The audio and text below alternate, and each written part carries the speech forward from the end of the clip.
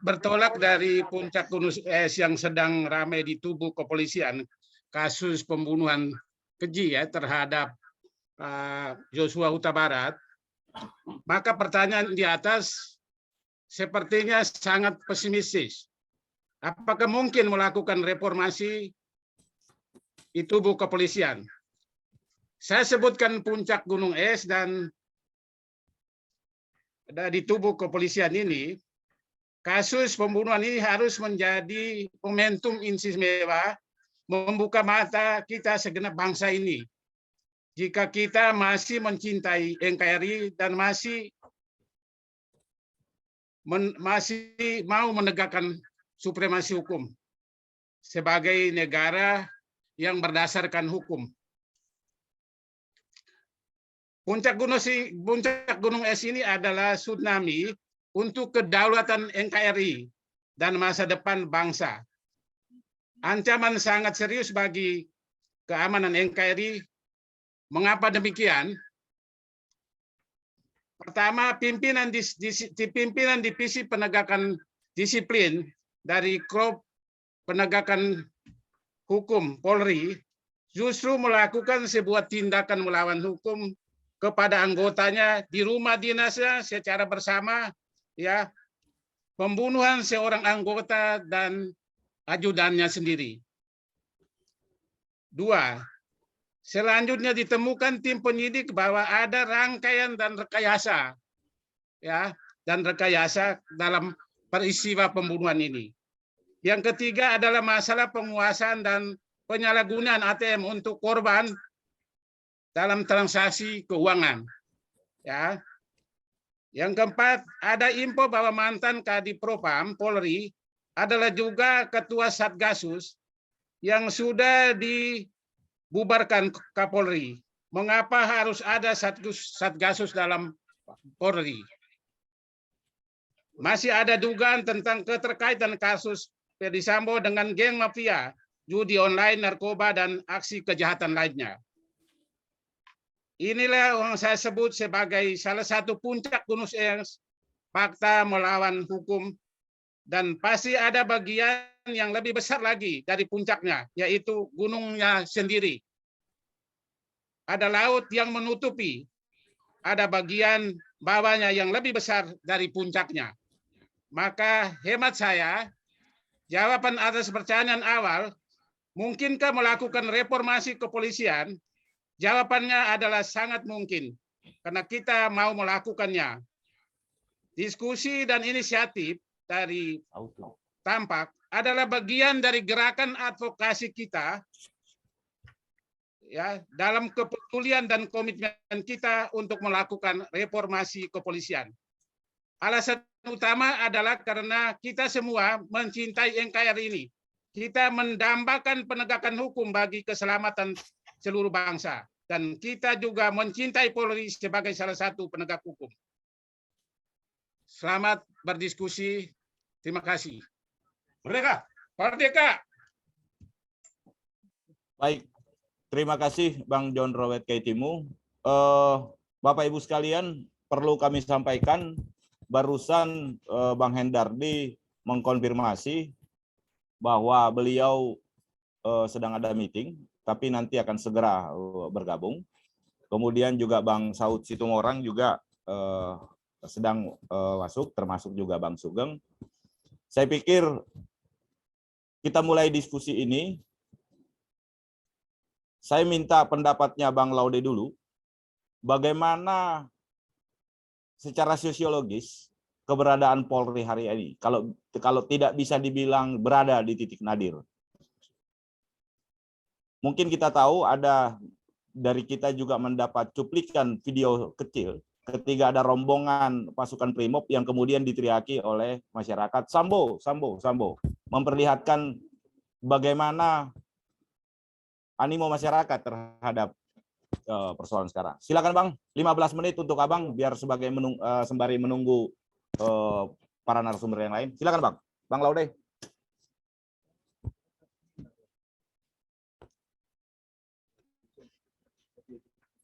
Bang Laude.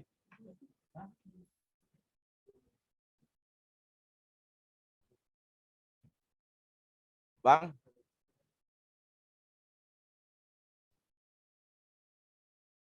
Halo Bang, sudah tersambung Bang?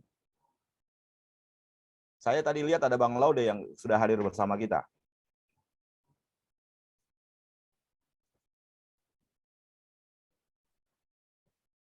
Oke, sudah kedengaran. Siap, siap. Lanjut Bang. Ada persoalan teknis sedikit. Jadi baik, lanjut Bang. terima kasih. Ini saya kira inisiatif yang sangat baik sekali. Diskusi ini dari Tampak ya. Ada Bung Robert Kaitimu sebagai koordinator, juga Wang Siahaan dan teman-teman semua. Dan saya berharap tadi sebetulnya saya bicara sebagai bicara ketiga atau terakhir gitu. Karena saya berharap Pak Susno Waji akan menyampaikan pendapat duluan. Tapi baiklah, ini karena belum muncul yang lain barangkali, tadi saya akan sampaikan beberapa pikiran dulu. Kasus ini saya 2 minggu lalu kalau saya nggak salah saya menulis di Media Indonesia, dan saya sedang mempersiapkan satu artikel baru lagi untuk membahas tentang gimana sebetulnya di Polri. Karena Polri ini sebagai lembaga atau institusi pelayanan publik di bidang penegakan hukum. Nah, kalau Polri sendiri tidak menunjukkan, apalagi pimpinannya, tidak menunjukkan, waduh, ini apa ini? Muncul apa ini? Ini ada gangguan apa ini muncul? Oh. Tolong kawan-kawan host. Ini muncul apa? Ada Luna Maya apa segala macam di sini apa ini? Tolong kawan-kawan host.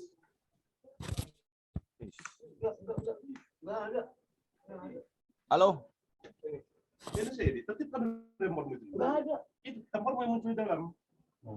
Aduh, tolong kawan-kawan host.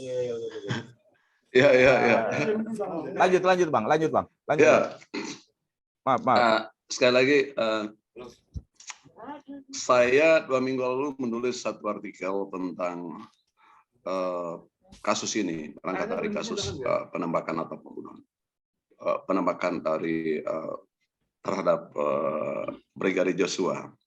Dan saya sedang mempersiapkan satu artikel baru sebetulnya terkait dengan pelayanan publik di Polri. Kenapa saya mengangkat tema itu? Karena polisi atau jajaran kepolisian adalah instansi penyelenggaraan pelayanan publik di bidang penegakan hukum. Tapi kalau kita melihat kasus yang kemarin itu sangat kontradiksi. Pimpinan lembaga penegakan hukum justru melakukan pelanggaran hukum secara terbuka dan begitu kejam, ya, melakukan pembunuhan di kediamannya sendiri. Nah, saya sampai berpikir pada saat itu sebenarnya ini tidak akan terungkap.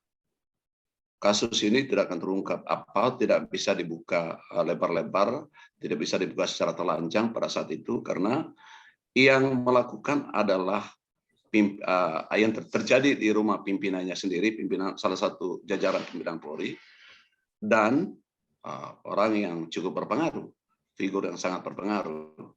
Saya berpikir seperti itu, dan pastilah memiliki kedekatan dengan Kapolri dan jajaran jenderal lainnya di pimpinan Polri. Tetapi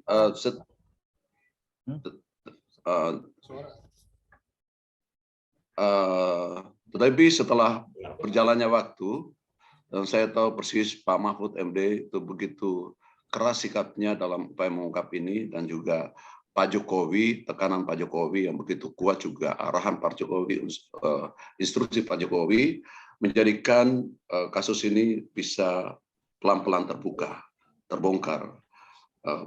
Hanya sampai hari ini saya kira motifnya kita belum pastikan apa motifnya yang bersangkutan terbunuh atau dibunuh. Itu belum terbuka saya kira, dan teman-teman bisa mencari tahu ini juga. Saya sendiri tidak berspekulasi karena sudah banyak spekulasi di publik yang beredar tentang itu. Nah, faktor pertama, Polri atau karakter polisi di Indonesia seperti sekarang ini memang karena kekuasaan yang berlebihan ada pada dirinya. Kita lihat tuh, seluruh yang terjadi, seluruh urusan negeri ini itu masuk urusan polisi. Dan karena banyak tugasnya, kewenangannya begitu besar, tidak ada yang mengontrol. Itu faktor pertama. Jadi kewenangannya yang begitu besar, kewenangannya yang begitu luas, pekerjaan yang begitu banyak. Diberikan oleh negara, diberikan oleh presiden saya kira, oleh pemerintah. Tapi tidak ada yang satupun lembaga yang bisa mengontrol. Padahal tegaknya aturan tidak bisa hanya ditentukan oleh lembaga penegak aturan itu sendiri, penyelenggara pelayanan publik sendiri, tetapi perlu adanya pengawasan terhadap lembaga itu. Di polisi tidak ada yang melakukan pengawasan sekarang ini. Lembaga kepolisian, apalagi para jenderal itu, saya melihat itu ya sulit diawasi. Kalau tidak mau dikatakan tidak ada pengawasan, harus diawasi. Kenapa? Lembaga pengawasan pelayanan publik Indonesia sebetulnya ada 3. 1 DPR, itu pengawasan politik. Yang kedua masyarakat, ini kontrol sosial, NGO, pers, lembaga-lembaga kajian dan sebagainya ini, termasuk individu-individu dalam masyarakat. Itu adalah lembaga pengawasan yang sebenarnya berhak untuk melakukan kontrol terhadap siapapun. Kontrol, biar gue ini, lu yang kontrol. Terhadap siapapun penyelenggara pelayanan publik Indonesia ini termasuk kepolisian. Yang ketiga adalah ini eksternal ya. Ini ombudsman. Itu ada 3 lembaga itu. Yang lain-lain misalnya Komnas HAM, oke. Kemudian apalagi namanya di internal sebetulnya atau kuasi internal ada Kompol, Komisi Kepolisian. Di internalnya ada Irwasum. Dan sebetulnya di internalnya itu sendiri itu ada kewajiban, ada tanggung jawab untuk saling mengontrol. Atasannya pimpinan Polri, Kapolri, Wakapolri mengontrol bawahannya. Sebaliknya juga bawahannya mengingatkan untuk para atasannya. Ini tidak terjadi di Polri saya kira. Nah, secara relatif akibatnya ya bebas sekali, sehingga ada teman saya yang bicara ini ya, berkali-kali sampaikan pada saya, dia bilang, Bang, di Indonesia ini kayaknya NKRI itu negara kepolisian Republik Indonesia, karena begitu kuatnya polisi, institusi kepolisian. Nah, kalau mereka melakukan pelanggaran, tidak ada yang mengawasi, tidak efektif pengawasan itu. DPR, nah ini sindirannya di Komisi 3 DPR, sindirannya Fahri Hamzah, jadi Komisi 3. Jadi siapa yang melakukan pengawasan? Tidak ada lagi. Nah, itu yang pertama. Jadi kuatnya kewenangan, luasnya pekerjaan, banyaknya pekerjaan, dan mereka menjadi pengawas atas dirinya sendiri. Ya, akibatnya yang lain, semua usulan dari luar itu tidak bisa tidak mempan lah. Tapi kalau Pak Sigit ini ya saya kira seorang Kapolri yang mau akomodatif ya, hanya pada tingkat tertentu. Kalau dijebak oleh teman-temannya sendiri, oleh bawahannya sendiri, oleh kolega sendiri, nggak bisa berbuat banyak juga. Jebak dalam artian kalau kepentingannya, kalau dia kepentingan bawahannya, kepentingan teman-temannya itu bisa diakomodir juga oleh Kapolri, dan artinya saling masuk pada kepentingan yang sama, pada kelompok yang sama, itu nggak bisa juga melakukan pengawasan. Itu yang pertama. Yang kedua, saya melihat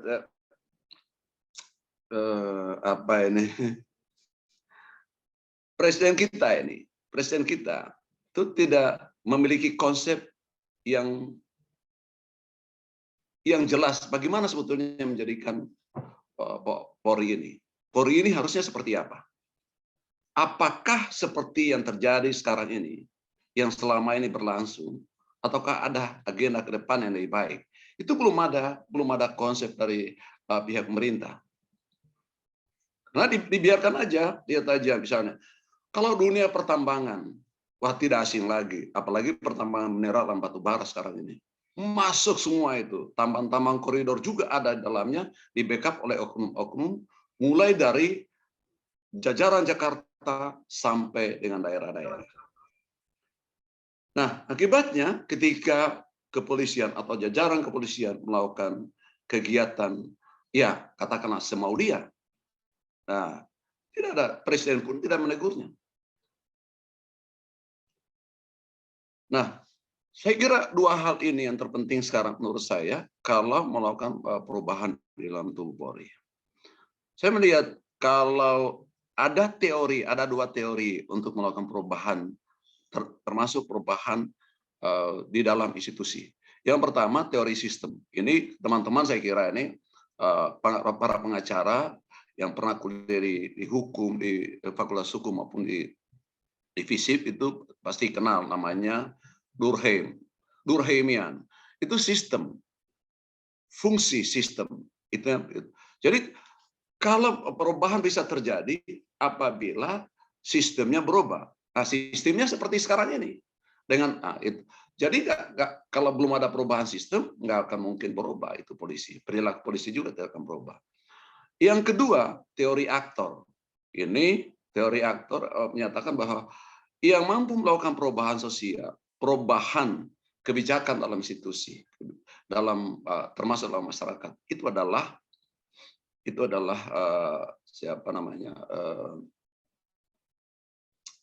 aktor.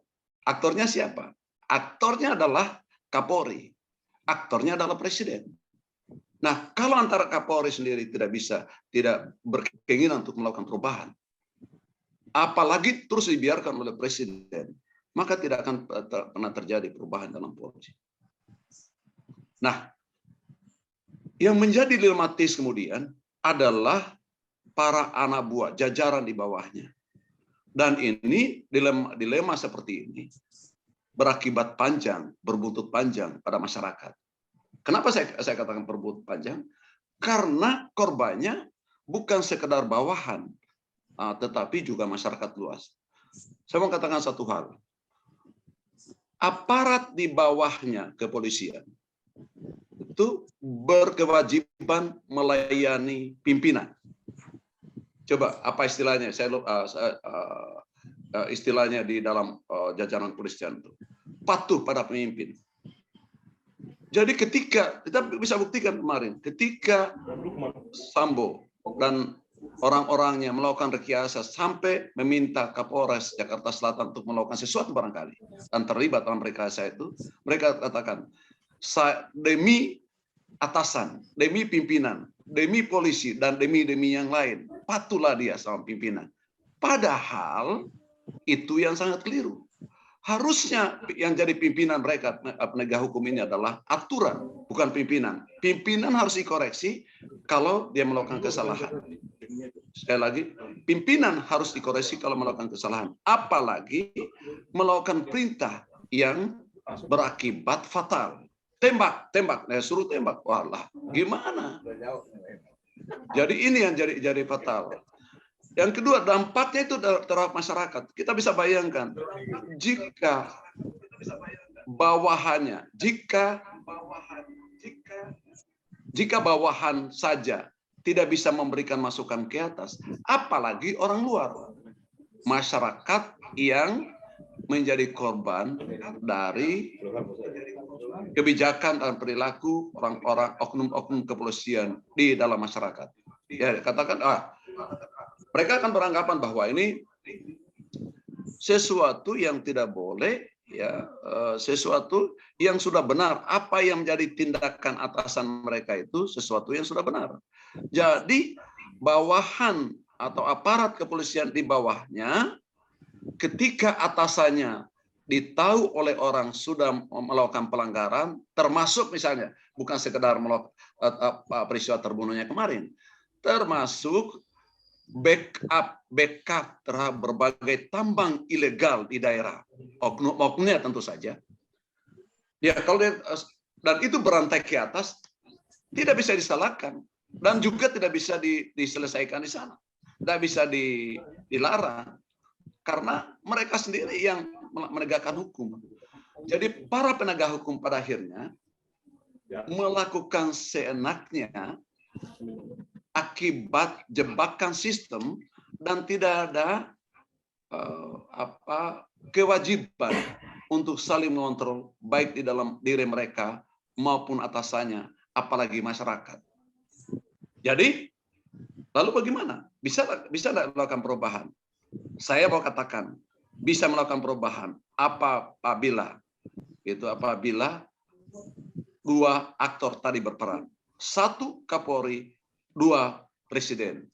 Nah, DPR melakukan membackup itu dalam bentuk kebijakan.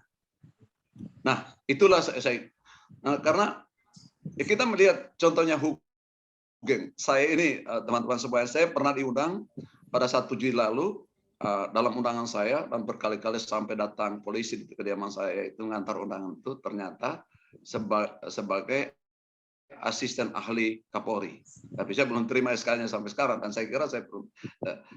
Pada acara itu pemberian penghargaan Hugeng terhadap polisi-polisi yang ada sekarang ini. Saya melihat langsung saat itu bagaimana sosok Hugeng yang sesungguhnya, ya, yang saya bayangkan kalau dilakukan sekarang ini, saya kira akan lebih baik. Tetapi tidak akan pernah terjadi itu, ya.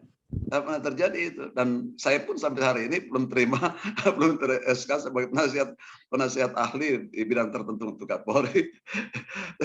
Saya kira akan sulit, kita sulit membayangkan polisi yang baik. Kita harus minta polisi dulu sekarang. Apakah mereka memiliki keinginan untuk menjadi penegak hukum yang bisa menjadi contoh? Nah itu harus dijawab oleh Kapolri.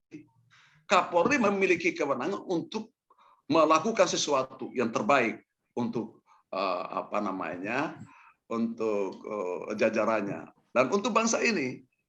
Dan sekali lagi, Presiden harusnya membuka mata lebar-lebar untuk melakukan perubahan secara mendasar di jajaran kepolisian, mulai dari aturannya sampai aktor-aktor yang ada di dalamnya. Ini jangan sampai kita menjadikan penegak hukum di Indonesia sebagai lembaga yang orang-orangnya melakukan sesuatu sekehendak sendiri karena tidak ada yang bisa tindak mereka. Saya kira itu catatan pengantar dari saya. Itu saya berharap tadi sekali lagi mungkin dari Pak Hendardi, saya ketemu terakhir pada acara yang diundang undangan sebagai penasihat ahli itu di acara itu. Tapi saya nggak ketemu lagi setelah itu. Saya berharap ketemu beliau sekarang, tapi belum hadir juga di sini. Terima kasih Bung Mangapul Silalahi dan juga Bung Robert Kaitimu, teman-teman semua. Billahi taufiq wal hidayah. Wassalamualaikum warahmatullahi wabarakatuh. Selamat siang, salam sejahtera buat kita semua. Waalaikumsalam. Terima kasih Bang Laude. Menarik. Ada beberapa catatan yang bisa kita sampaikan dalam diskusi ini. Pertama, ada kekuasaan yang berlebihan yang dimiliki oleh Kapolri. Yang kemudian kedua, Presiden tidak memiliki konsep. Kalau kita berbandingkan dengan undang-undang kepolisian, Undang-Undang Nomor 2 tahun 2011, memang dalam pasal 18 ayat 1 disampaikan untuk kepentingan umum pejabat kepolisian negara Republik Indonesia dalam melaksanakan tugas dan wewenangnya dapat bertindak menurut penilaiannya sendiri. Apakah tadi beberapa poin tadi terjadi? Bersama kita sudah hadir Pak Susno Duaji. Mungkin Pak Susno sebagai mantan Kabar Eskrim bisa menyampaikan bagaimana struktur rekrutmen pola pendidikan di organisasi yang sebenarnya sudah modern, Polri ini. 15 menit, saya persilakan. 1, 2, 3.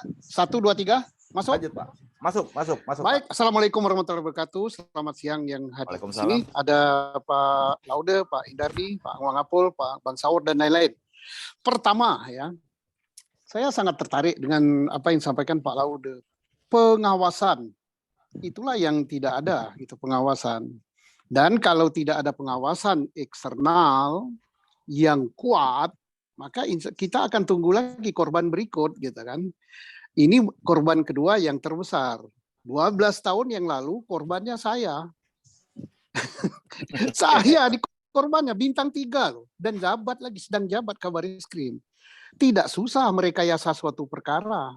Dibuat sedemikian rupa, kemudian sebagaimana kata Pak Mahfud, manakala polisi, pengacara, jaksa, hakim sudah satu bahasa, dihukumlah dia. Yes, saya ini dihukum dengan perkara yang berkasnya bukan berkas perkara saya, karena saya nggak di berita acara. Gitu. Dan sampai saat ini, PK saya tidak diputus, sudah 12 tahun. Oke lah, tapi itu masa lalu. Saya tetap cinta Polri. Itu yang pertama. Yang kedua, kalau kita mau memperbaiki Polri, ada yang berkata reposisi yang pertama, letakkan di bawah suatu kementerian. Kalau menurut saya bukan reposisi yang pertama, adalah membentuk suatu lembaga pengawas eksternal yang kuat. Polri ini lembaga yang mempunyai kekuasaan luar biasa, diberikan oleh undang-undang maupun peraturan lainnya. Luar biasa kekuasaannya. Kemudian diberi senjata, tetapi nggak ada yang ngawasi dari luar. Yang ngawasi, kalau ditanya pengawasnya siapa, ya jawabnya Irwasum. Ya, tapi Irwasum inilah, lihat aja buktinya. Sudah berapa kali dia mandul. Kemudian siapa lagi? Kompolnas. Kompolnas itu nggak bisa apa-apa, dia mandul dari luar. Kemudian apalagi? Komisi 3. Dia pengawas politik.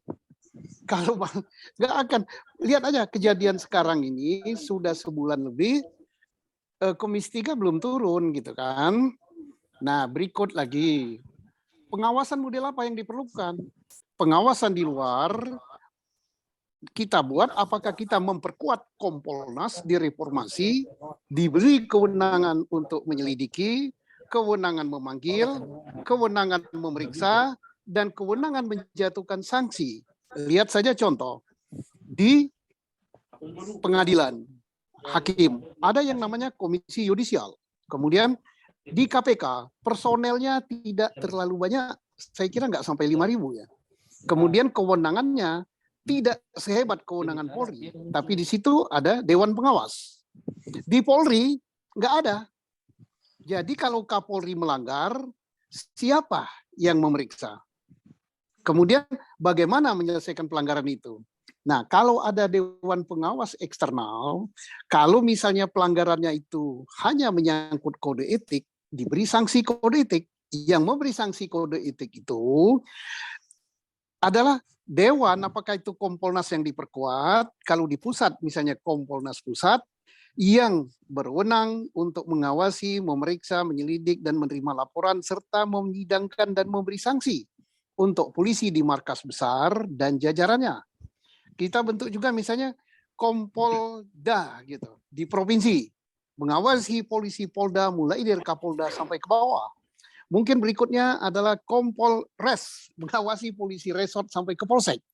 Nah, kalau memang pelanggarannya itu hanya menyangkut disiplin dan kode etik, mungkin cukup diberi sanksi administratif. Tapi manakala sudah mengarah ke pidana, komisi inilah yang harus melaporkan kepada polisi juga, supaya diperiksa dan diawasi gitu, dan dipidana. Kalau sekarang, misalnya, 36 orang yang sekarang 31 ya, yang sekarang sedang ditempatkan ketahanan khusus. Siapa yang mengawasi bahwa mereka ini hanya pelanggaran kode etik? Siapa yang mengawasi bahwa mereka ini hanya kena pelanggaran pidana, masuk pidana juga? Kemudian akan dikemanakan?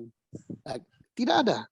Ternyata misalnya, kalau Kapolri, Wakapolri, atau pejabat bintang 3 melanggar, kan Irwasum hanya sesama bintang 3. Kadipropam bintang 2. Yang lebih celakanya sekarang ini Kadipropam justru yang melanggar atau yang melakukan perbuatan tercela, tindak pidana yang semestinya tidak terjadi, pembunuhan. Nah, jadi saya sangat mendukung Kompolnas itu kita rubah jadi pengawas. termasuk juga peran dia untuk mengusulkan kepada Presiden tentang siapa yang dijadikan Kapolri. Kompolda harus ada juga, karena tidak mungkin ditangani oleh level pusat semua. Jumlah polisi itu 410.000 ya kalau nggak salah saat ini. Mana mungkin kalau hanya satu komisi. Nah terus bagaimana caranya? Ya sekarang mumpung apakah ini yang memperbaikinya, yang merombaknya itu aktornya itu Kapolri dan Presiden, di backup oleh DPR, tetapi yang terbesar peranannya kalau menurut saya adalah media dan media sosial. Rekayasa yang dibuat oleh Sambo, kalau tidak ada tekanan media menyambut apa yang dilontarkan oleh Pak Mahfud MD, oh sempurna sudah, nggak terungkap, satu nyawa melayang.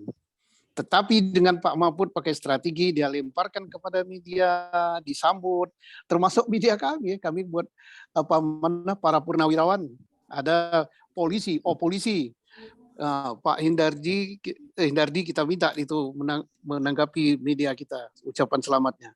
Dan itu pun kita diberi peringatan gitu. Karena dianggap terlalu kritis gitu ya. Nah, terus harus mulai sekarang. Ada pepatah mengatakan, besi itu ditempa selagi masih panas. Nah, sekarang sudah melayang satu nyawa, tidak mungkin kembali. Sudah tertumpah darah dan sudah tercucur air mata. Kalau ini tidak kita manfaatkan untuk merubah, khususnya membentuk pengawasan untuk Polri, termasuk nanti pengawasan penggunaan senjata api, pengawasan kewenangan dan lain sebagainya, ya kita tinggal tunggu korban berikut. Makanya saya dari pagar alam, dari kebun saya, dari sawah, dari ladang, kata orang turun gunung, bukan. Turun keluar dari hutan, keluar dari sawah, karena ini tragedi kemanusiaan. Saya kira itu, terima kasih. Assalamualaikum warahmatullahi wabarakatuh. Baik, terima kasih Pak Susno. Ada beberapa catatan yang disampaikan beliau yang juga tidak kalah menariknya sebagai mantan petinggi, korban rekayasa gitu Pak ya. Korban. Bahwa Pak Susno mengakui bahwa tidak ada pengawasan di tubuh Polri. Kalaupun ada Kompolnas juga kewenangannya terbatas. Dan juga ada usulan menarik, perlunya dibentuk lembaga, institusi atau instrumen lain untuk melakukan pengawasan baik di tingkat pusat maupun di tingkat daerah. Dan peristiwa ini menjadi kotak Pandora, menjadi momentum untuk melakukan reformasi seiring dengan diskusi kita hari ini. Baik, saya beralih dulu ke Pak Saud Situmorang. Kita ingin dengar bagaimana proses penegakan etik di lembaga hukum juga. KPK kan lembaga hukum juga kan gitu. Sehingga bisa menjadi acuan kita atau menjadi semacam studi perbandingan kita, karena kalau kita mengangkat dari undang-undang kepolisian, Kompolnas itu tidak lebih hanya bisa disebut sebagai stempel gitu loh. Dia hanya memberikan rekomendasi. Dia tidak proses melakukan penghukuman terhadap ketika ada pelanggaran etik maupun pidana yang dilakukan. Silakan Bang Saud, 15 menit biar kita nanti lebih elaborasi lebih ini, karena saya lihat dari 279 ini semua pengen bicara ini. Ini memang animonya luar biasa. Ini karena bentuk kecintaan kita kepada kepolisian. Kita pengen hugeng-hugeng yang baru muncul. Silakan waktunya, Bang.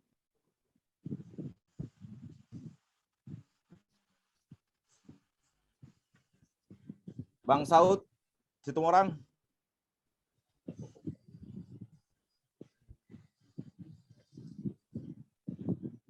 Bang Saud, silakan Bang. Masih mute mungkin. Ya, coba teman-teman host. Bang Saud. Ya, oke.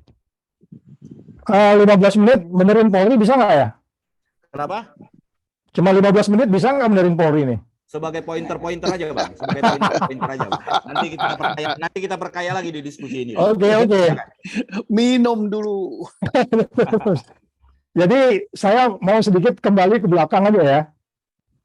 Saya kembali ke belakang tahun 2001, mungkin Pak Susno juga paham ketika SLO polisi mau dibentuk di beberapa KBRI. Iya. 2001 itu. Ya, saya kebetulan ada di Singapura. Jadi di Singapura itu saya berdiskusi lah dengan teman-teman dari diplomat-diplomat, sebenarnya ini gimana nih, mau ngapain nih polisi masuk-masuk ke sini gitu, mau mengawasi apa? Dutaan. MU gitu. Enggak. Saya bilang ini reformasi, ini perubahan. Nah, kemudian bikin adalah SLO di Singapura, ada perwakilan polisi di Singapura, terus kemudian ada perwakilan polisi di Australia, Di Arab. ya, dan semua negara sekarang. Nah, sebenarnya tujuannya itu ketika itu bukan hanya untuk mendorong bahwa polisi ini menyangkutkan konten-konten yang mereka kerjakan, karena kontennya kalau menyangkut orang asing itu juga sudah ada imigrasi di sana, ya kan? Udah ada imigrasi, udah ada dan lain-lain. Jadi yang paling penting sebenarnya mendorong perubahan, which is ini yang kita bicarakan mulai dari Pak Kaitimu dan Pak Laude juga Pak Susno. Jadi mendorong perubahan itu seperti apa? Kan kita tahu nih polisi di dua negara ini kan polisi paling keren nih. Iya kan? Polisi di Singapura, kemudian polisi di Australia, itu kan polisi-polisi yang menjadi contoh sebenarnya. Iya. Jadi kalau kita mau mendorong perubahan gitu ya, kalau kita memang mau mendorong perubahan ya seperti yang kita minta saat ini, bagaimana dikaitkan dengan tugas-tugas polisi, ya peristiwa-peristiwa yang kita alami belakangan ini itu hanya persoalan-persoalan sederhana. Saya kemarin di dalam diskusi yang dihadiri juga Pak Nelson ya dari lawyer, mengatakan ini kasusnya ini sama dengan ketika Gedung Putih diserbu oleh banyak orang gitu. Trump di situ nggak bisa bilang apa-apa gitu, karena ada punya konflik of interest. Konflik of interestnya FS ini yang menjadi masalah. Nah, soal kemudian di dalamnya itu ada banyak masalah-masalah yang dikaitkan dengan penyelidikan, ya gitu ya. Ada yang dikaitkan dengan operasi yang nggak benar, gitu ya. Kemudian kita lihat juga ada apa namanya, ya kalau namanya kekerasan itu biasa, itu ada limitnya juga, gitu ya. Kalau operasi-operasi yang sifatnya kekerasan dalam penindakan itu biasa. Nah, kemudian kekerabatan seperti apa? Itu kekerabatan itu kan masih banyak masalah. Itu makanya saya bilang selalu sebenarnya almarhum itu harusnya lapor ke atasnya. Itu Pak Susno mesti tahu kalau ada masalah di Polsek, masuk ke Polres, nggak selesai di Polres, di Polda, nggak selesai di Polda, ke Polri. Sistemnya jalan. Ya kan, almarhum sebenarnya harus lapor paling nggak ke Brimob gitu. Jadi sekali lagi itu sistem itu nggak jalan. Itu sistem yang harus kita perbaiki sebenarnya. Karena semuanya sudah ada, pembelajaran sudah ada, perwakilan kita di luar negeri sudah banyak cukup ya untuk kita kemudian bagaimana kita bisa dalam keadaan terjadi sesuatu yang insiden itu semuanya itu sama-sama gitu loh. Kalau yang sekarang ini kan enggak. Bahkan kalau saya bilang Menko Polhukam itu sebenarnya dia kok masuk ke hal-hal yang teknis banget gitu. Itu digaji untuk hal-hal yang sangat strategis. Iya kan?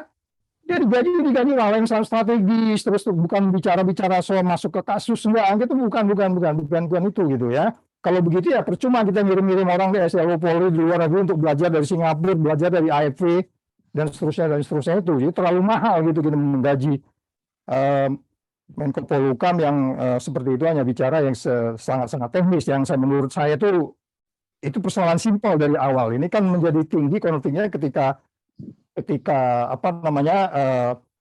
FS ini mempunyai konflik of interest, yang menurut saya intinya adalah sebenarnya semuanya adalah memang kompleksitasnya sangat banyak ya. Persoalan-persoalan di Polri ini sangat banyak persoalannya, mulai dari accountability-nya dan seterusnya. Dari secara teori memang itu banyak sekali. Jadi ini yang menurut saya nanti kita harus pelajarin satu persatu. Yang kemudian kalau dilihat bagaimana kita bisa menyelesaikan kompleksitas yang kemudian ini menyangkut yang kita bicarakan selama ini, adanya operasi nggak bertanggung jawab, struktur yang nggak jalan, strategi yang nggak jalan, sistem yang nggak jalan, values-nya apalagi yang berada gitu ya. Ada banyak memang transform proses yang harus kita jalani, yang menurut saya ya kalau dalam beberapa orang kan bilang bedol segala macam itulah ya. Nah, persoalan utamanya sebenarnya kan simpel di Polri ini. Persoalan utama itu kan hanya persoalan etik, persoalan integrity, persoalan trust, persoalan anas, kejujuran kan gitu ya. Kasusnya mungkin masih apa ya Tribrata ya. Tribrata itu saya quoting itu sebenarnya di Tribrata itu hanya dua kata di situ, kalimat keadilan dan dan kebenaran gitu ya. Seharusnya harus ditambah satu lagi, kejujuran seharusnya di sana ada. Dari data itu juga nanti harus kita rombak kalau menurut saya. Harus dipertegas bahwa sama kalau kita lihat di apa namanya di Sumpah Prajurit yang mereka selalu bilang keadilan, kebenaran dan kejujuran itu satu paket, nggak boleh dipisah gitu. Sehingga kemudian kita ketemu orang-orang lapangan yang benar-benar kompeten dan kemudian memegang kebenaran, keadilan dan kejujuran. Nah, persoalan-persoalan ini kalau kita hadapi dengan cara-cara potongan-potongan itu ya kita tidak akan bisa menyelesaikan. Saya selalu mengambil contoh, saya salah ngomong di media, di KPK, saya diadili oleh 9 orang dari luar. Dari dalam itu cuma Alek, karena salah ngomong di media. Sejak itu, berjalan saja saya hati-hati, jangankan bicara, jangankan ngambil tindakan. Karena orang luar siap mengawasi. Saya setuju dengan Pak Sukmo bilang tadi.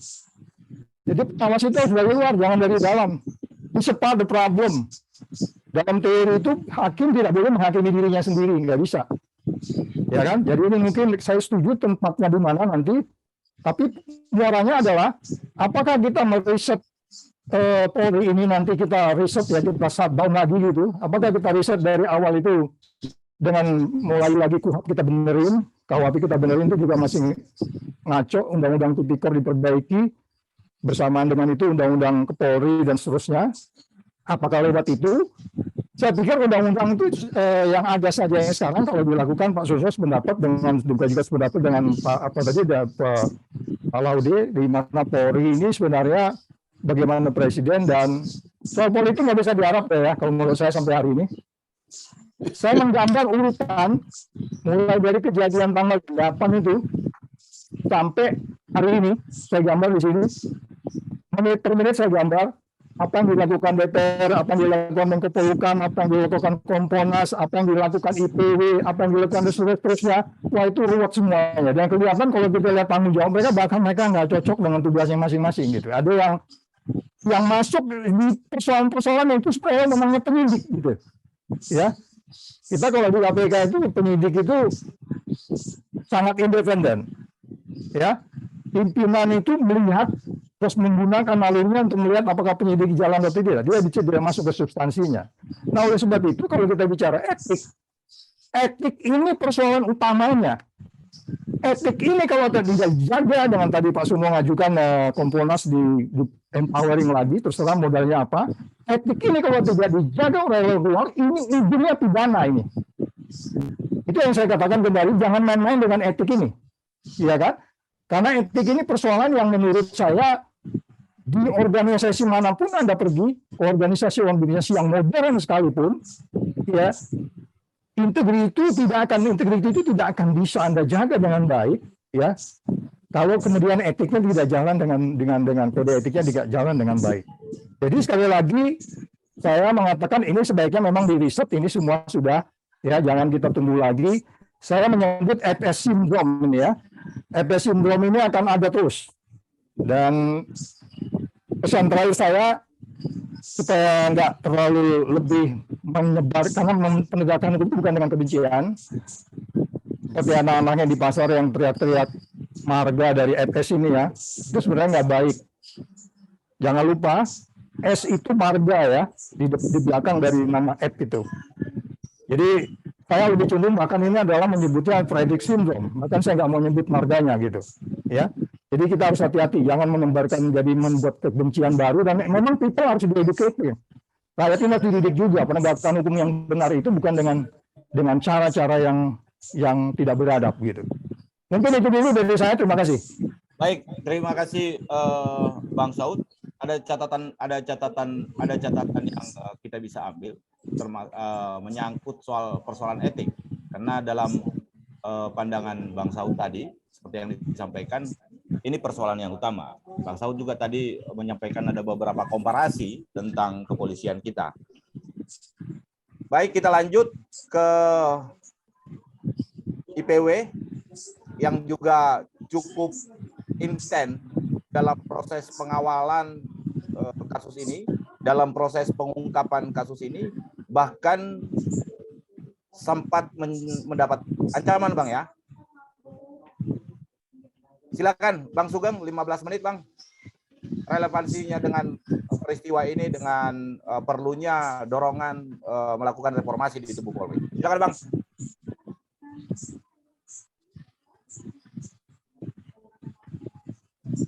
Teman-teman host, suara Pak Sugeng masih di mute itu. Halo. Halo? Halo. Oke, lanjut Bang. Ya. Komplain yang banyak diadukan masyarakat kepada IPW terkait layanan publik kepada polisi itu adalah layanan di bidang reserse. Ya. Hampir 80% pengaduan publik kepada IPW adalah pengaduan layanan penegakan hukum oleh Polri. Jadi saya mau fokus ini dulu saja lah sebagai sumbangsi IPW ya. Nah, kenapa ini komplain? Karena di dalam proses penyelidikan dan penyidikan itu wilayah yang tertutup, ya, karena undang-undang mengatur demikian. Sehingga karena tertutup, potensi penyalahgunaan kewenangan itu sangat besar. Mereka yang punya kewenangan untuk menentukan hitam putihnya perkara tersebut, ya. Tindakannya apa? Antara lain berpihak, ya, kemudian menghilangkan keterangan saksi-saksi, mengurangi alat bukti, pasal yang dilaporkan saja bisa hilang, ya. Kemudian membuat laporan bohong kepada pimpinan, membuat rekomendasi yang untuk kepentingan karena berpihak. Banyaklah model penyimpangannya, ya. Bahkan yang terjadi kasusnya dalam kasus Brigadir Yosua ini lebih dahsyat lagi, ya. Menutup kasus tindak pidana dengan tindakan proses pro justisia, membuat laporan palsu, ya, kemudian merusak TKP, menghilangkan barang bukti, semuanya ini banyak lah, ya. Nah, oleh karena ini adalah wilayah tertutup dan pendeteksian dugaan penyimpangan itu hanya bisa dilakukan oleh orang-orang yang memahami bahwa penyidik atau penyelidik ini telah melakukan penyimpangan, ya, maka banyak hal yang tidak terungkap. Ketika pun bisa diungkapkan, maka istilah tidak ada jeruk makan jeruk terjadi. Propam, ya, sebagai pengawal garda disiplin dan kode etik ketika dilaporkan tidak ada respon, ya. Responnya mungkin malah negatif, ya, membela anggotanya. Ketika dilaporkan ke Wasidik lebih lagi, ya, karena di sana bisa diatur, saling diatur agar satu kasus kepentingannya digerakkan kemana, ini bisa terjadi. Ini yang terjadi. Oleh karena itu, di sini perlu ada satu pengawasan eksternal yang masuk, ya, publik masuk di dalam posisi pengawasan eksternal itu. Apa itu? Kalau itu di mana Komisi Kode Etik Kepolisian, ada satu model yang diterapkan di dalam komunitas profesi, masuknya publik dalam satu pengawasan yang melekat di dalam komisi tersebut. Misalnya dalam undang-undang kode etik, dalam undang-undang advokat. Ini kan satu profesi, ya. Kemudian juga dalam MKEK, Majelis Kedokteran, ini juga profesi, ya. Entah di mana lagi ada. Nah, unsur publik dimasukkan di sana sebagai bagian daripada majelis pemeriksa, itu dasarnya ada, yaitu layanan oleh polisi, konsumennya adalah publik. Jadi untuk mengukur namanya rasa keadilan, tidak boleh diserahkan kepada polisi saja, karena kewenangan yang besar ini bisa disalahgunakan. Oleh karena itu, usul IPW dalam dalam Komisi Kode Etik Kepolisian dimasukkan di sana sebagai komisi tetap adalah dua unsur. Satu unsur masyarakat, satu unsur akademisi. Ya, dimasukkan. Di dalam Wasidik juga menurut saya harus dimasukkan unsur masyarakat pada setiap tingkatan satuan kerja reserse.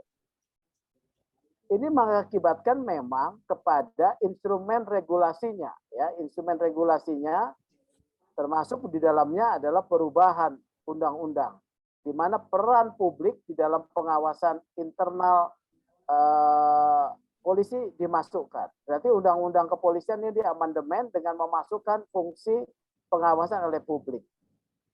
Di dalam undang-undang advokat pasal 13 ya, komisi pengawas itu disebutkan ada unsur publik. Pasal 27 majelis kehormatan ada unsur publik, bukan hanya unsur pengacara ya.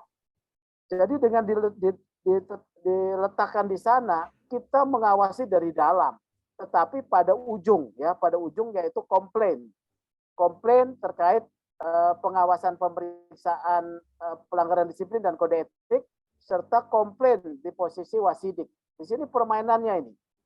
Ini kan sebagai advokat saya memahami benar posisi ini. Jadi itulah masukan dari IPW ya, sehingga instrumennya harus dirubah, instrumen undang-undang kepolisian. Juga yang jadi problem memang apabila reformasi instrumental yang harus dilakukan itu pertanyaannya adalah mengapa RKUHP itu tidak disah-sahkan? Karena rancangan KUHP yang baru itu mengurangi kewenangan polisi dalam proses pro justisia dengan dicangkokkan di sana model hakim komisaris, di mana hakim komisaris itu kan melakukan menguji tindakan paksa polisi pada tahap pertama, ya. Jadi itu dulu yang masukan dari IPW lah, ya, supaya ini menjadi satu catatan masukan. Terima kasih. Baik, terima kasih Bang Sugeng.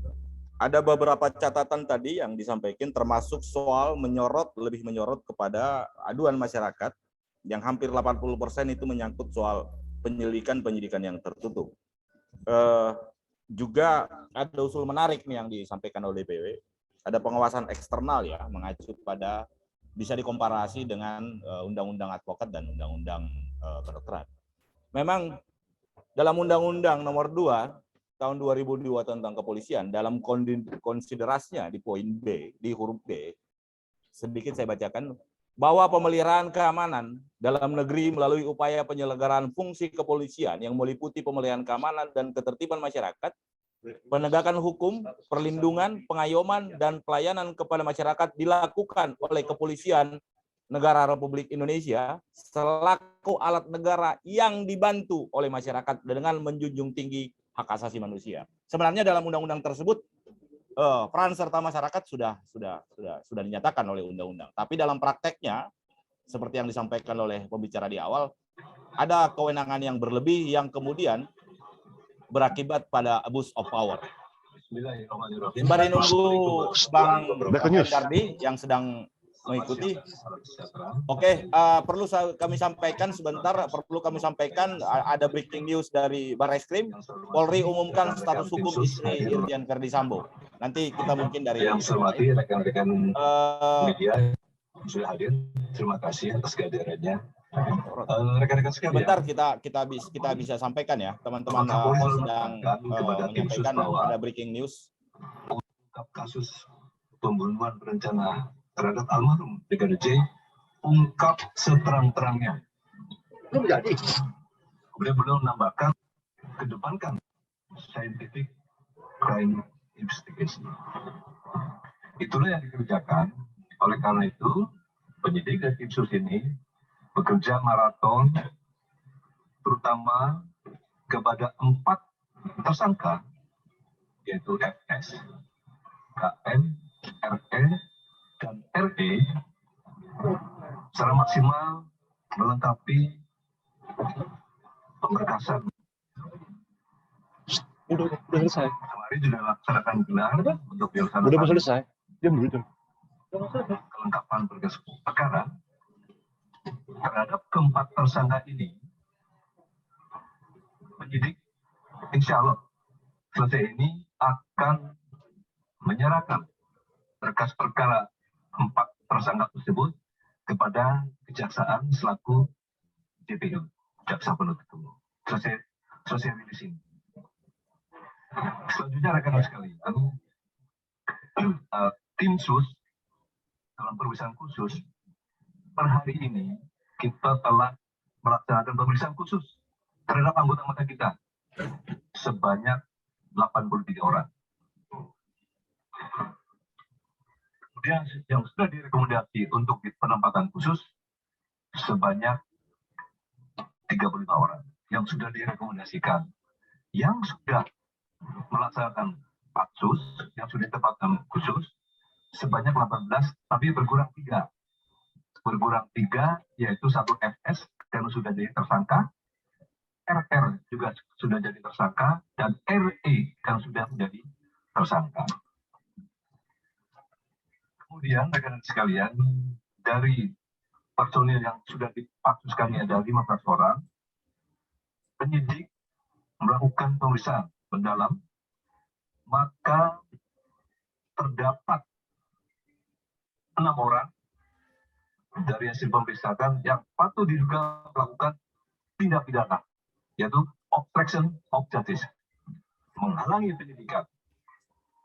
Oleh karena itu, dalam waktu dekat, saya ulangi namanya, tentu 1 FS, kedua BJP HK, yang ketiga KBP ANP, yang keempat KBP AR, yang kelima Kompol BW, dan yang keenam Kompol CP. Kalau untuk FS itu sudah.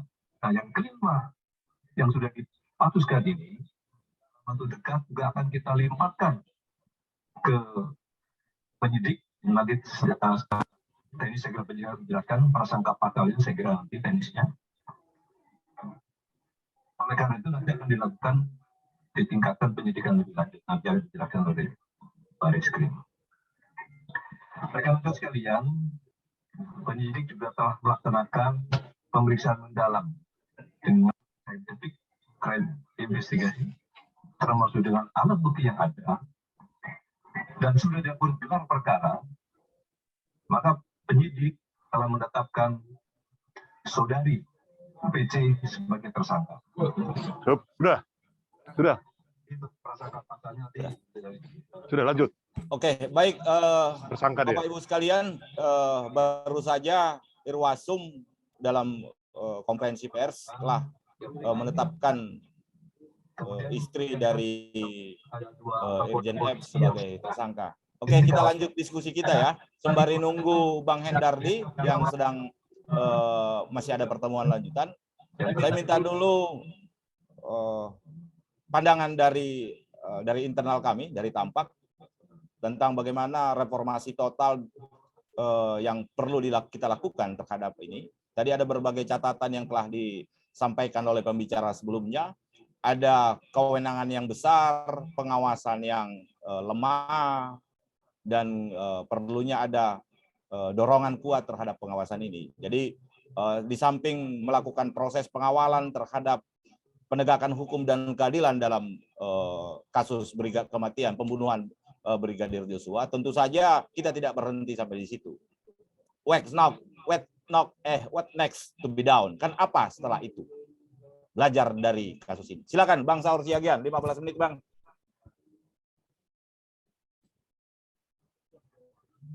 Bang Saur. Bang Saur, teman-teman host coba di ini unmute-nya. Bang Saur silakan Bang. Sudah. Oke, lanjut Bang.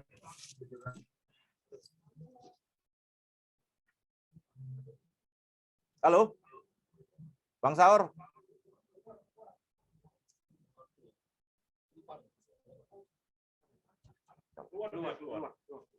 Halo, Bang Saur. Lagi keluar ya?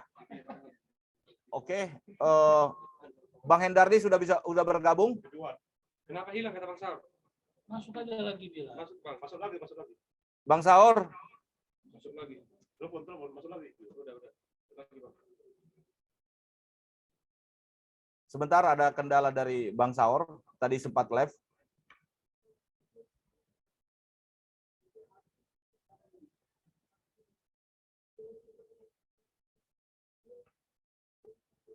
Bang Saur.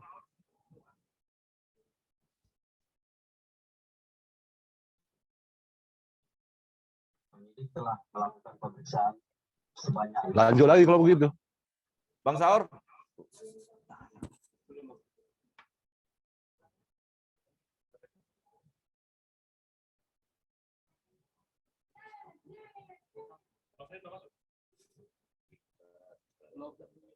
Bang Saur? Bentar juga. Bang Saur, oke, sembari menunggu Bang Saur, kita dapat informasi Bang Hendardi telah bergabung dengan bersama kita. Perlu dari pembicara sebelumnya, Bang, ada beberapa pointer yang telah terkemuka. Pertama, begitu kuatnya kewenangan yang dimiliki Polri, lemahnya pengawasan, dan juga termasuk ada dorongan dibentuknya lembaga-lembaga pengawas mulai dari pusat hingga daerah, termasuk munculnya keinginan guna melakukan, kalau bahasanya Bang Sugeng tadi, amandemen atau revisi Undang-Undang Kepolisian. Sebagai penasihat ahli Kapolri, bagaimana tanggapan Abang dan keinginan dorongan yang saat ini cukup mengemuka di publik? Silakan Bang, 15 menit Bang.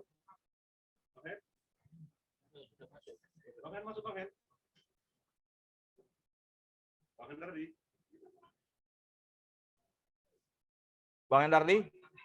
Iya, ini tadi nggak bisa soalnya saya mute. Baik. Unmute-nya nggak bisa ini terus. Baik Bang. Ini, ya, terima kasih. Pertama-tama selamat siang. Assalamualaikum warahmatullahi wabarakatuh. Salam sejahtera untuk kita semua. Waalaikumsalam. Bapak-bapak pembicara yang lain, Pak Susno, Pak Laude, Pak Saud, dan Pak Sugeng dan lain-lain. Selamat siang. Pertama saya mohon maaf bahwa sebetulnya saya tidak dikonfirmasi sebelumnya untuk acara ini. Saya sudah dihubungi tapi saya tidak dikonfirmasi kembali, dan tiba-tiba sudah ada meme-memenya ini. Jadi saya minta waktu sedikit karena setelah ini juga saya masih ada acara lain. Tapi saya ingin beberapa pointers yang tadi disampaikan oleh moderator. Saya kira begini, memang di dalam kasus ini kan kasus FS ini yang mencuatkan ya kembali pandangan kita pada kepolisian terutama. Ya saya kira itu bagus-bagus saja tentu untuk satu kemajuan atau untuk kita mendorong maju kepolisian. Namun saya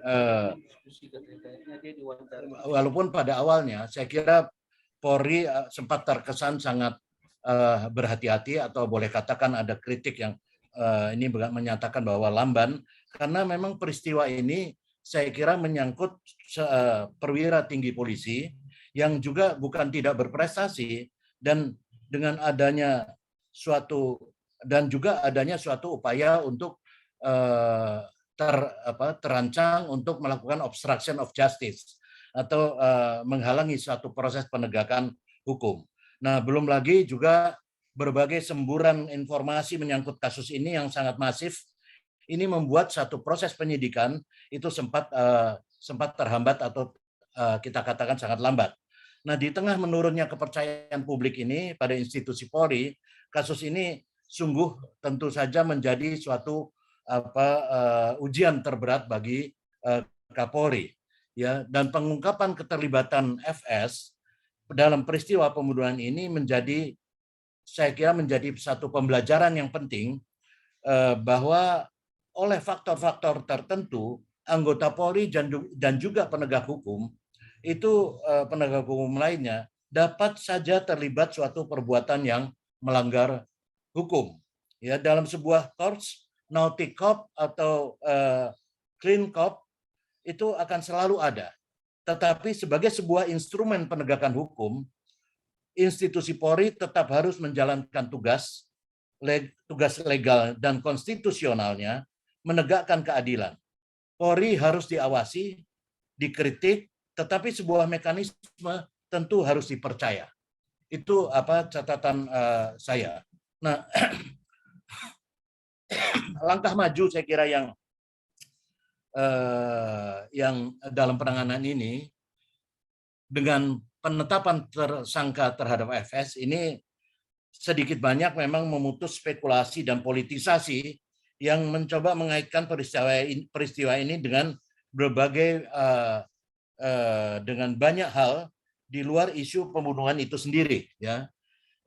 Dan saya kira juga komunikasi politik, komunikasi kepada publik, serta itu dari dalam Mabes Polri sendiri, Polri itu kalau saya mau menilai, saya ingin mengatakan itu buruk sekali, ya, buruk sekali dari sejak awal penanganan kasus ini, ya. Dan meskipun kemudian motif dari pembunuhan ini belum terungkap, tetapi penetapan tersangka FS ini telah kembali memusatkan sebetulnya kepemimpinan penyidikan Polri mengalami kemajuan yang signifikan dan mencoba sedikit memutus politisasi dan spekulasi-spekulasi banyak pihak yang berpotensi menimbulkan satu ketidakstabilan politik dan keamanan. Nah, ada beberapa poin yang ingin saya sampaikan.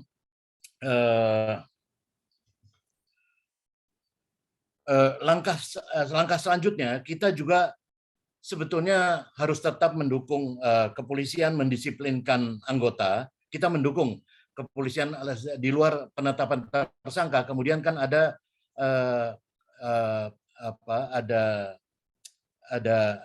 ini etik, ya, yang dilakukan. Kita harus mendukung, ya, kepolisian mendisiplinkan anggota yang diduga terlibat. Tetapi menurut saya langkah etik ini, langkah proses etik ini harus transparan, akuntabel, dan juga terukur, karena di tengah dinamika semacam ini, kontestasi mencetak prestasi, interest pribadi dan kelompok itu akan sangat mudah masuk dan memanfaatkan situasi yang tujuan utamanya bukan untuk perbaikan Polri, tetapi memenuhi hasrat pribadi. Itu saya kira sebagian mulai samar-samar tampak, ya. Kita tidak bisa membiarkan anggota Polri mengalami demoralisasi berlebihan akibat penindakan yang tidak terukur, ditujukan untuk mengadu ego, berkompetisi, dan bukan untuk tujuan penuntasan kasus dan reformasi Polri. Kenapa ini harus dijaga?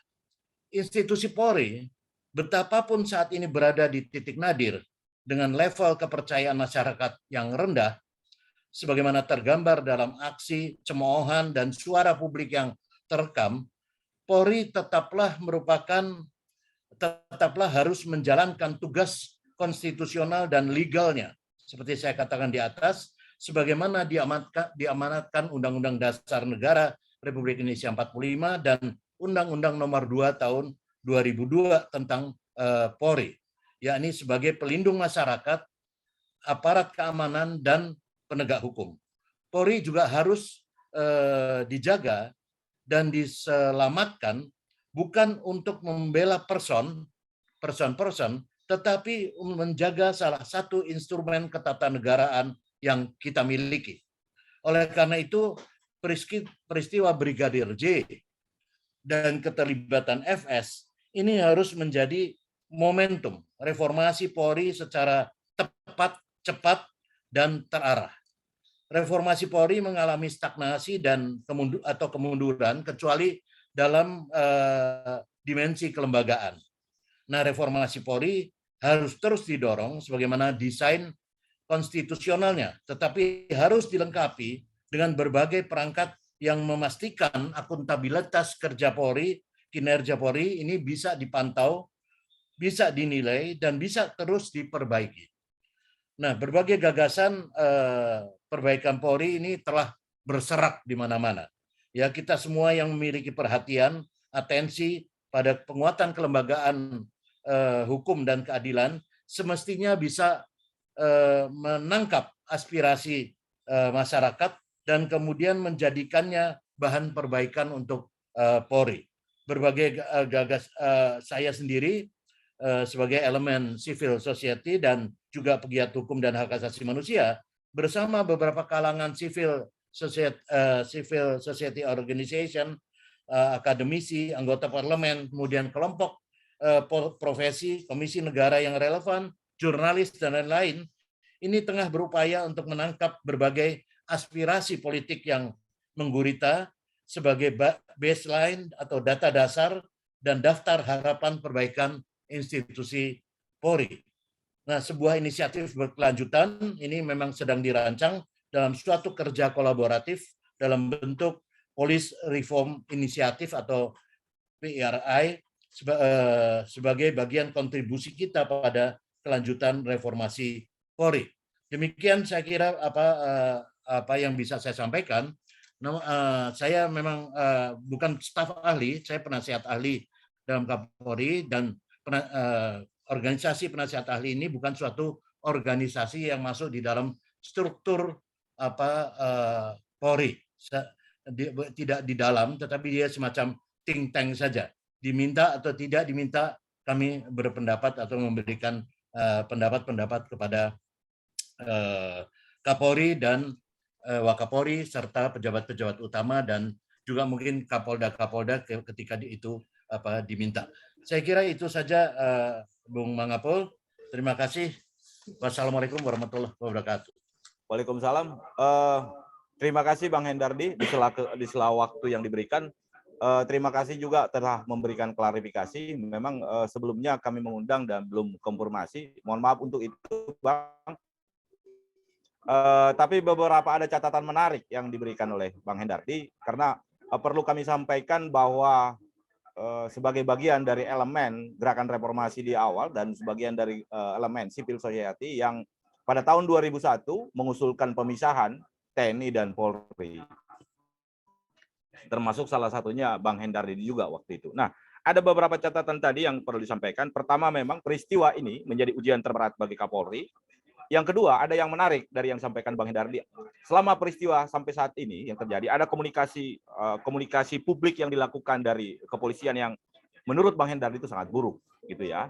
Tentunya juga sehingga timbul skeptis di mata masyarakat.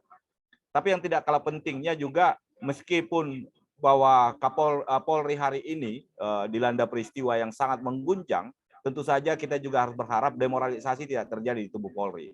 Sebagai instrumen ketatanegaraan yang tugasnya menjaga ketertiban dan penegakan hukum tetap harus berjalan. Dan yang terakhir, usulan yang menarik dari Bang Hendardi adalah urgensi soal reformasi Polri. Kalau bisa disebut reformasi jilid 2, Bang, ya, karena jilid 1 kan sudah dipisahkan. Jilid 2 harus juga diawasi dengan ketat, termasuk juga dorongan untuk perlunya partisipasi publik dalam proses pengawasan kinerja Polri. Lanjut kita, Bapak Ibu sekalian, Bang Saur sudah bergabung dengan kita sebagai penasihat tampak. Mungkin bisa menyampaikan, Bang, beberapa pointer awal berdirinya tampak, apa yang sudah dilakukan, dan menyangkut relevansinya dengan topik kita, diskusi kita siang ini, perlunya melakukan reformasi total dalam tubuh Polri, berangkat dari peristiwa pembunuhan Brigadir J. 15 menit, Bang. Silakan, Bang. Baik, terima kasih Saudara Moderator Mangapul Silalahi. Terima kasih kepada para narasumber kami, Pak Susno, Pak Laude, Pak Saud, Bang Hendardi, sahabat saya Sugeng, terlebih kepada hadirin semuanya. Ada 263 yang ada dalam catatan kami. Ada beberapa juga saya lihat senior di sini, ada Irjen Pol Purnawirawan Logan Siagian, ada juga dekan dari Unpar dan lain-lain yang saya tidak sebutkan satu persatu. Nah, Bapak Ibu, saudara-saudara, saya kira kami tadi moderator sesungguhnya sudah menyebutkan sedikit mengapa tampak ini hadir. Sesungguhnya kehadiran tampak ini mengacu daripada konstitusi kita pasal 1 ayat 1, pasal 1 ayat 2, dan pasal 1 ayat 3. Bahwa di sana kedaulatan adalah di tangan rakyat, negara kita berbentuk republik, kedaulatan di tangan rakyat, serta negara kita negara hukum. Dari situasi terjadinya pembunuhan kepada Saudara Yosua, sungguh itu mengguncang bukan saja keluarga, tetapi kami juga praktisi hukum dan tentu kita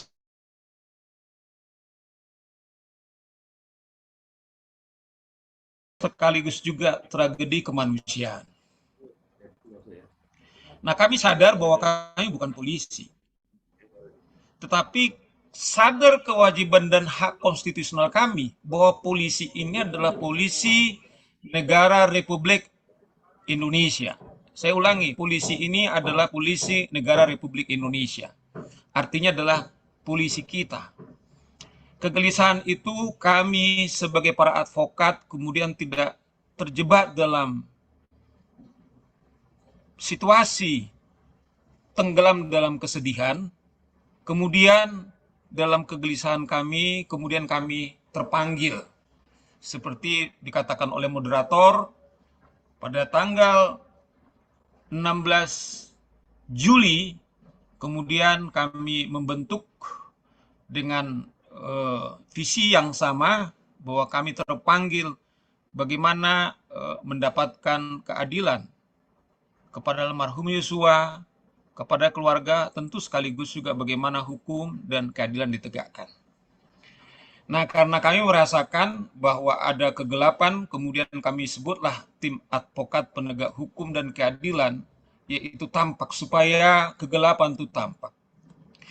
Saudara-saudara, Bapak Ibu sekalian, karena kami adalah peran advokat dalam sumpah profesi kami, bahwa kami harus taat menjalankan Undang-Undang Dasar, menjalankan Pancasila, dan menjalankan undang-undang.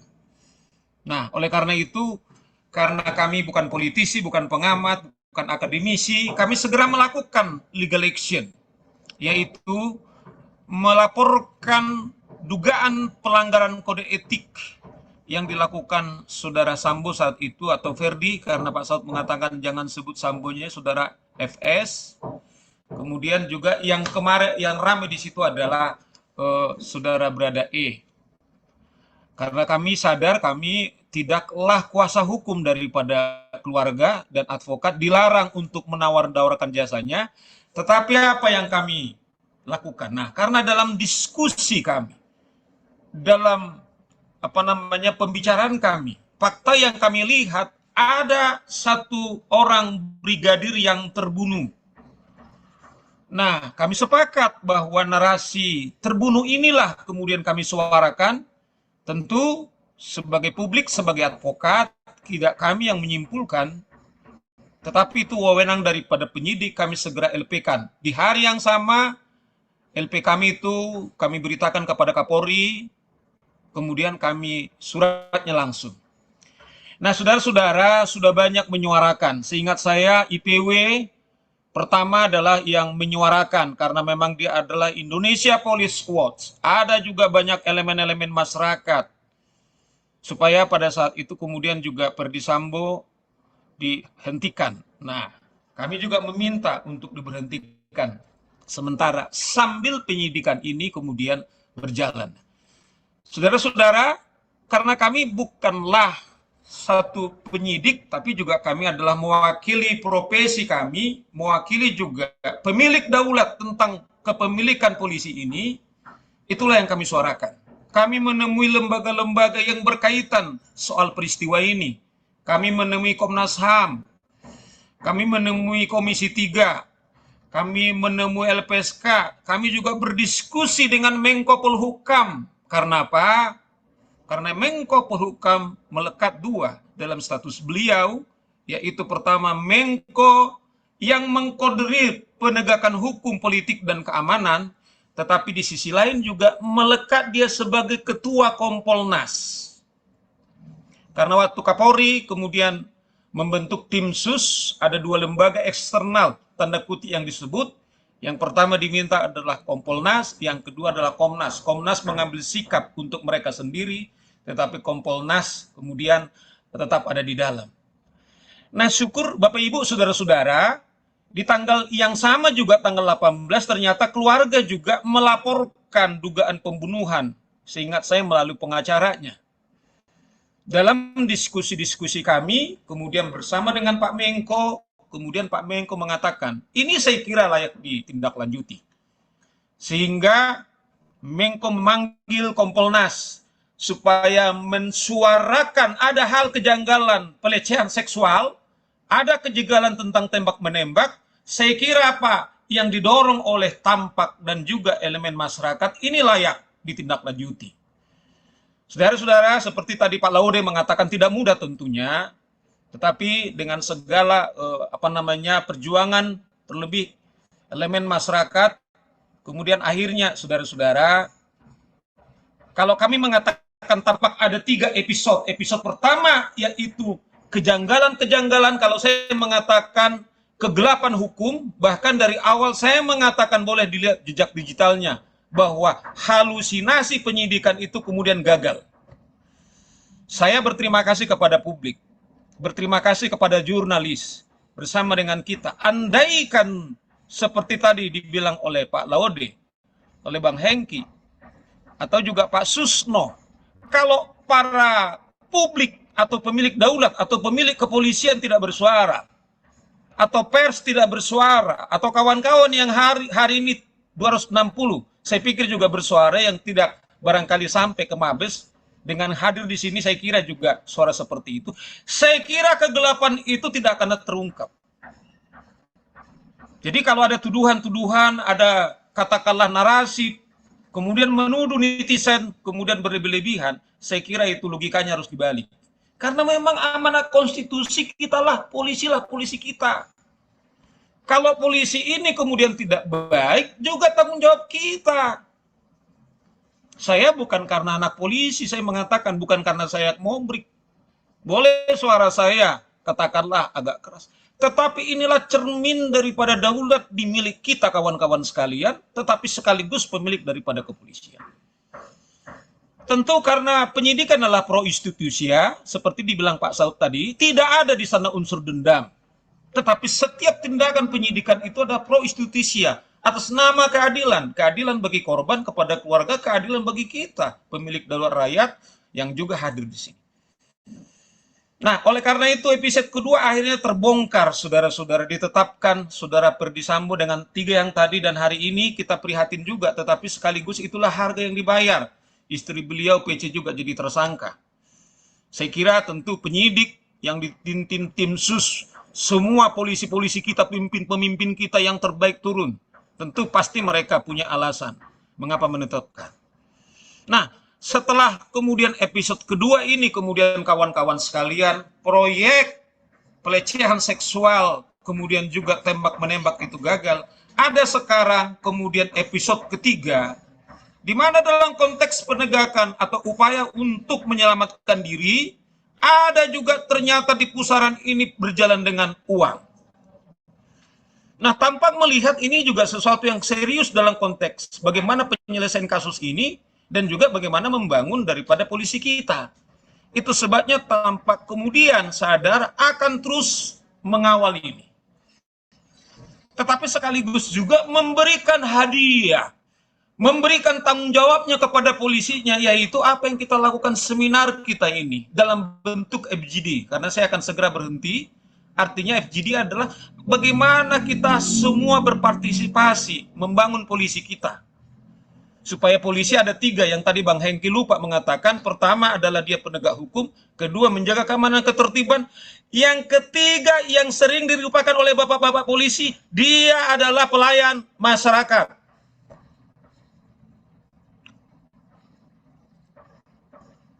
Dia adalah pelayan masyarakat, melayani pemilik daulat rakyat. Saya kemudian cerita kecil, baru saya masuk nanti apa yang kita reformasi, saya tidak banyak lama. Karena ini juga yang paling berat. Tetapi jangan lupa disitulah keagungan daripada polisi kita. Saya kira tidak ada namanya satu tindakan yang paling tertinggi, yaitu adalah melayani. Maka dalam salah satu agama yang saya anut, katakanlah Tuhan datang adalah untuk melayani, bukan dilayani, tidak ada perintah yang lain. Bagaimana sakarnya pelayanan, tapi ini yang hilang. Contoh yang sederhana misalnya begini, waktu saya pribadi membuat laporan ke Mabes, saya harus jalan dari Blok M, kemudian ke Propam, karena di parkir semua Mabes Polri itu, kelihatannya yang bisa parkir adalah hanya karyawan atau petinggi-petinggi Polri. Kita lihat di sana ada mobil yang bermewah-mewah. Saya tidak tahu apakah semua polisi tersebut kemudian orang-orang kaya, dan kelihatannya kawan-kawan sekalian tidak ada lagi rasa feel guilty itu.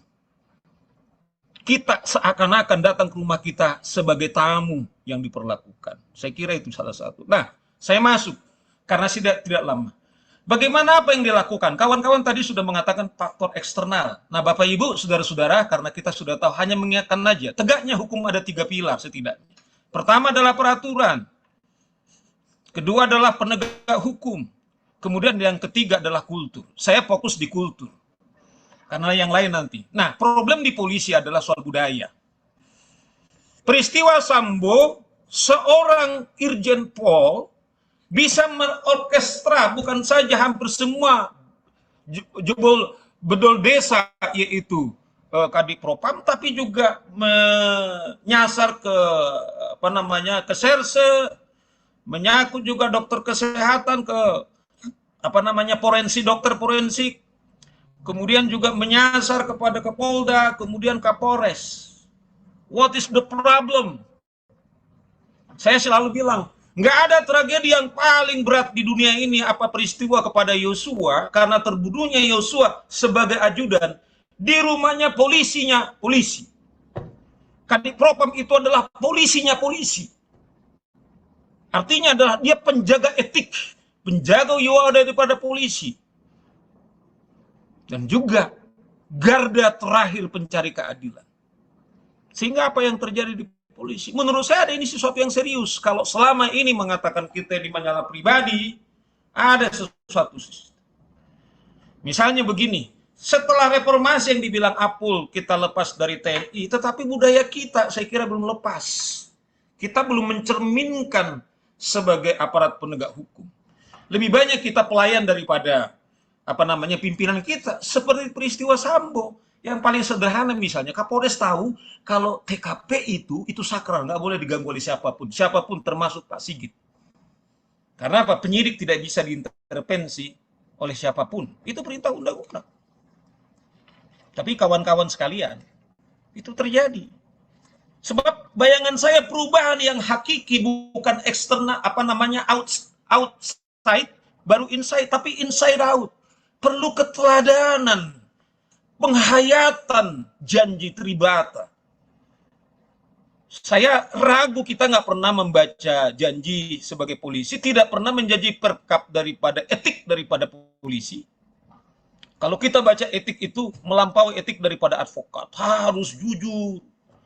Kemudian kalau kawannya dalam keadaan bermasalah atau meninggal seperti Brigadir Yosua, mereka harus bergandengan tangan membantu. Tetapi apa yang terjadi saudara-saudara? Mereka bergandengan tangan menutupi, bahkan yang sangat tragis. Kemudian sekedar melihat sang mayat pun ibunya tidak layak. Sehingga ada senior saya, Amir Samsudin, mengatakan, salah satu dia juga mendorong tampak ini hadir. Saya tidak mampu meneteskan air mata saya, Bung Saor. Di usia saya yang senja akan meninggalkan bumi, harus saya lihat peristiwa tragedi kemanusiaan dan tragedi hukum ini. Sekarang yang terjadi, saya lihat begini, ada yang salah. Orang sekarang banyak anak-anak muda jadi polisi, pengen keren dan pengen kaya. Saya kira ini betul-betul sesuatu yang paradigma menurut saya yang sangat sesat. Saya kebayang, saya bilang, andaikan Ferdi Sambo ini menghayati pekerjaannya, Pak Ferdi ini, berapa sih gaji beliau? Bisa punya rumah di sana, punya rumah di sini. Minta maaf. Ayah saya itu peltu anaknya 8, hampir semua hanya 1 orang anaknya sempat mau perguruan tinggi dengan memelihara kalau di sana itu melihara ternak, kemudian membuka lapo, dengan harapan anak yang nomor 1 ini kemudian selesai menarik anaknya yang lain.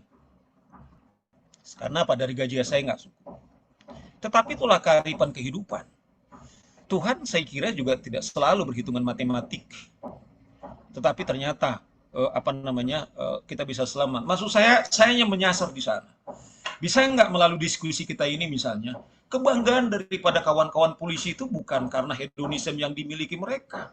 Saya kok kebayang begini, salah satu sebagai penutup, Ferdi Sambo ini kan salah satu jenderal dalam angkatannya, orang terbaik lah, mungkin bintang 2 antara 2 atau 3 atau 4 orang. Karena ini juga dalam rangkaian tampak membuat merayakan 17 Agustus supaya sedikit reflektif bagi kita semua. Bagaimana gagalnya seorang yang hampir melayani polisi hampir sekian puluh tahun, tetapi hanya mengantarkan dirinya sebagai seorang tersangka pembunuh dan mengantarkan istrinya yang baru kita dengar sebagai seorang tersangka. Dan ini tidak hanya salahnya Pak Ferdi Sambo, tidak salahnya istrinya, tetapi itu tanggung jawab kita semua yang ada di sini, termasuk 25. Itu adalah polisi kita.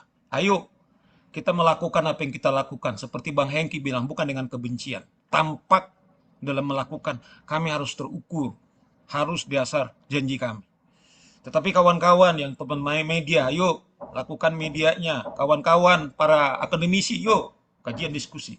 Sumbangsi apa? Apakah di Facebook Anda? Apa dalam diskusi seperti ini? Apakah doa Anda? Atau Anda menyurati? Atau menemui DPR? Atau buat diskursus? Itulah visi kenapa Tampak melakukan ini. Karena kami sadar, kami bagian dari kecil. Kami hanya trigger mekanisme. Tetapi polisi kita ini akan baik kembali. Bukan hanya kepada, kita serahkan kepada polisi kita. Kita kasahkan kepada DPR kita. Tapi itulah instrumen demokrasi yang kita miliki. Sehingga betul-betul stop masyarakat di setiap tangan kita. Bahwa kita bertanggung jawab karena kita pemilik daulat. Dan kita sendiri bersepakat sebagai negara hukum. Oleh karena itu mari kita bangun kepolisian kita ini dengan peran masing-masing. Tidak ada yang lebih hebat, tidak ada lebih besar termasuk Tampak, tetapi lebih kepada peran kita masing-masing. Sekian dan terima kasih kepada saudara moderator. Saya kembalikan kepada saudara moderator. Terima kasih Bang Saur. Ada beberapa catatan yang tadi disampaikan, termasuk soal berdirinya Tampak, bahwa meskipun tidak secara langsung mewakili keluarga, tapi amanat undang-undang advokat juga yang menjadi latar belakang terbentuknya Tampak. Di samping kalau kita bicara soal caturwangsa penegakan hukum, advokat itu adalah bagian dari penegak hukum sendiri. Terus juga mengenai juga soal tegaknya hukum itu menyangkut regulasi, aparat maupun kultur. Meskipun ada pameo yang mengatakan lebih baik hukum yang buruk tapi dijalankan oleh aparat yang baik daripada hukum yang baik tapi dijalankan oleh aparat yang baik. Saya coba membaca undang-undang kepolisian di pasal 2. Tadi relevan dengan pernyataan Bang Saur. Pasal 2 Undang-Undang Kepolisian nomor 2 tahun 2002 menyatakan fungsi kepolisian adalah salah satu fungsi pemerintahan negara di bidang pemeliharaan keamanan dan ketertiban masyarakat, penegakan hukum, perlindungan, pengayoman, dan pelayanan kepada masyarakat. Itu fungsinya. Dan undang-undang menggarisbawahi.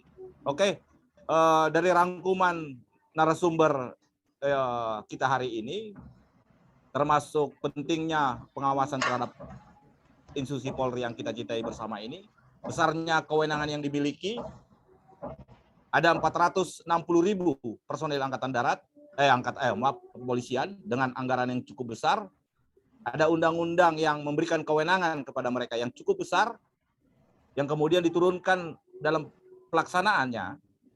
Sampai saat ini, koreksi kalau saya salah, tidak ada peraturan perintah sebagai undang-undang organik, tapi lebih dimasukkan dalam perkap. Guna memperkaya diskusi kita hari ini karena berkaitan dengan berangkat dari keprihatinan kita terhadap peristiwa kematian pembunuhan Brigadir Joshua dan perlunya spirit semangat untuk yang terbaik dalam bingkai melakukan reformasi total kepada Polri. Saya undang 5 peserta dulu untuk tanya jawab singkat, jelas, padat, ditujukan kepada siapa? Silakan. Teman-teman host bisa mungkin mencatat karena ada berbagai chat yang juga yang masuk yang sangat animo peserta diskusi ini sangat tinggi. Atau mungkin kita berikan dulu kepada Pak Logan Siagian memberikan pandangan terkait dengan soal reformasi di tubuh Polri ini. Silakan Pak.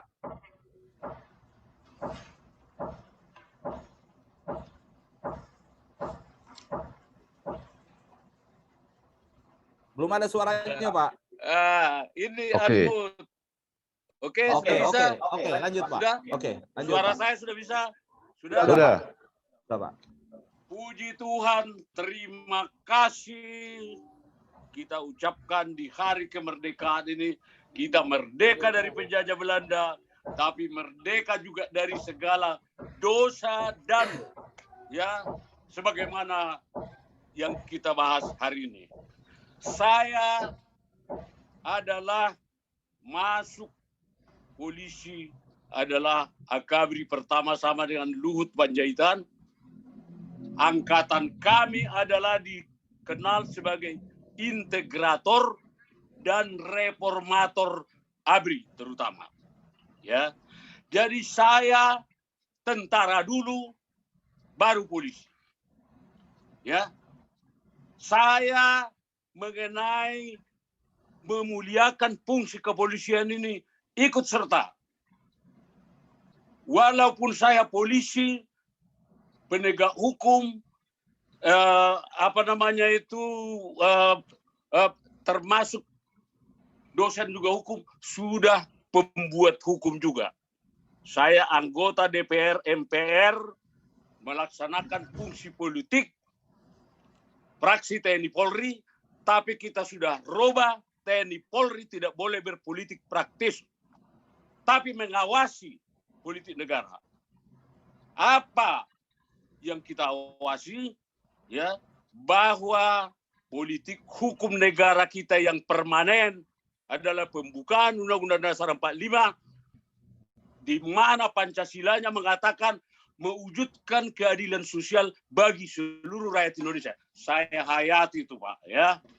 Jadi dengan peristiwa ini baru tanggal 11, ya belum tanggal 12, tidak bisa saya tahan air mata saya.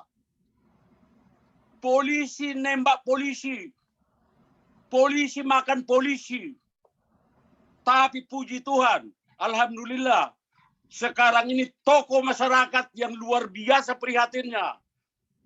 Dari polisi mungkin bisa saya hitung berapa yang menyatakan turut berduka cita. Ya. Ini luar biasa. Nah, saya sebetulnya dari kemarin langsung saya minta saya ikut bicara di sini. Ya, saya memang sudah pensiun, tapi saya setelah pensiun rektor pengampu ilmu negara di Fakultas Hukum, mata kuliah, pengampu ajas hukum tata negara, pengampu mata kuliah ilmu perundang-undangan. Baik, Pak Logan, tanpa mengurangi rasa hormat. Jadi reformasi total langsung, ini betul.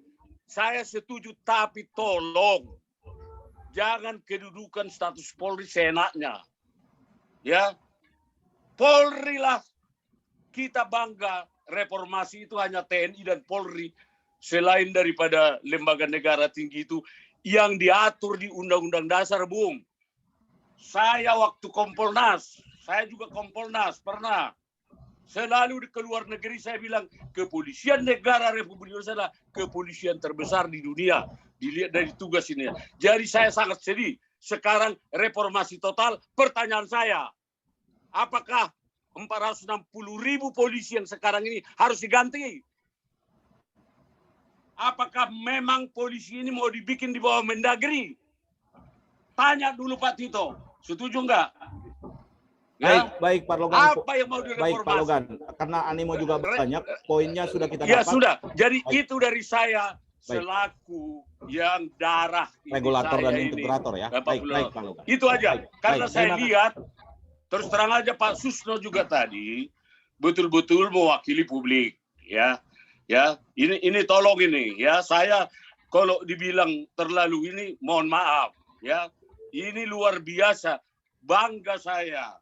Ya,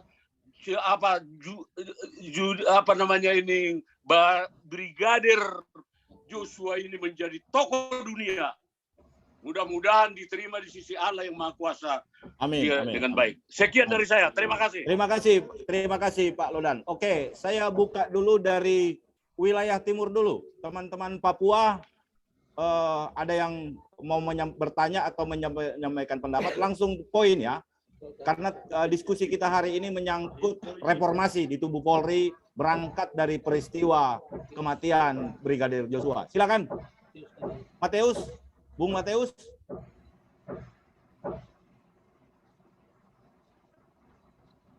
Silakan, Bung.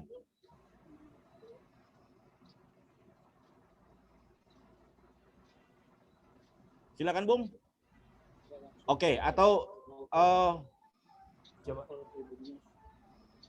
Bung Novel dari Tribun News. Silakan, Bung.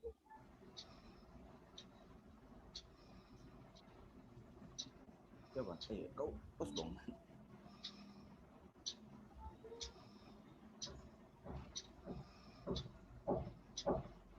Oh baik, sembari menunggu yang lain, tadi saya lihat di sini ada dari Malang, Saudara Rizky.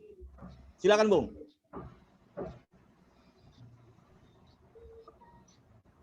Halo, teman-teman host. Halo. Dari Jayapura. Halo. Sebentar. Kawan kita dari Jayapura baru bergabung. Silakan. Halo, dari Jayapura. Silakan. Ya, selamat siang untuk Jakarta, selamat sore untuk di Jayapura, Papua. Halo, bisa dengar? Iya. Silakan, Bung. Lanjut, Bung. Ya, terima kasih moderator. Pendapat hukum saya gini, dari kasus yang dialami oleh saudara kita Brigadir Joshua, itu membuktikan bahwa polisi tidak profesional, bahkan merusak sistem penegak hukum kita Republik Indonesia ini. Maka saran hukum saya simpel, alangkah lebih baiknya mekanisme dan prosedur hukum tentang penerimaan penyidik kepolisian minimal orang yang sarjana hukum yang baru tamat dari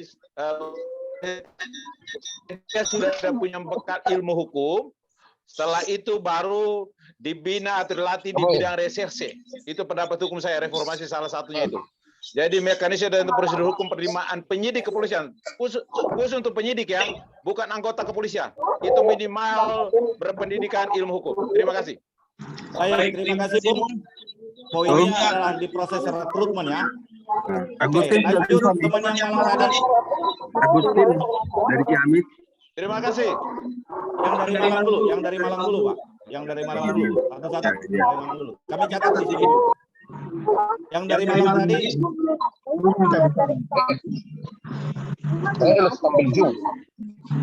Yang dari Malang tadi. Dengan petinggi Jakarta sama apa? Halo. Iya. Kasusnya si yang dari Malang tadi. Oke, kita lanjut dari Ciamis. Silakan, Bung. Dari Sibolga dulu, dari Sibolga. Sebentar, Pak, sebentar. Semua dari kita Sibolga catat. ya, dari Sibolga. Sebentar. Sibolga tunggu dulu sebentar. Yang dari Malang belum merespon, yang dari Ciamis? Iya.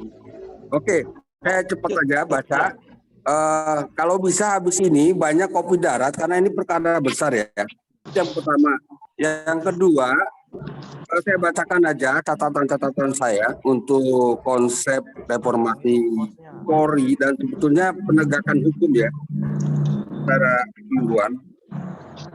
Pertama, kembalikan jati diri watak kultur Polri sebagaimana isi proklamasi Polri tanggal 20 Agustus 45 oleh Inspektur 1 Polisi Muhammad Yasin, yaitu 1 bersatu dengan rakyat, 2 mempertahankan kemerdekaan, 3 Polisi RI. Itulah jati diri, watak dan kultur polisi yang asli.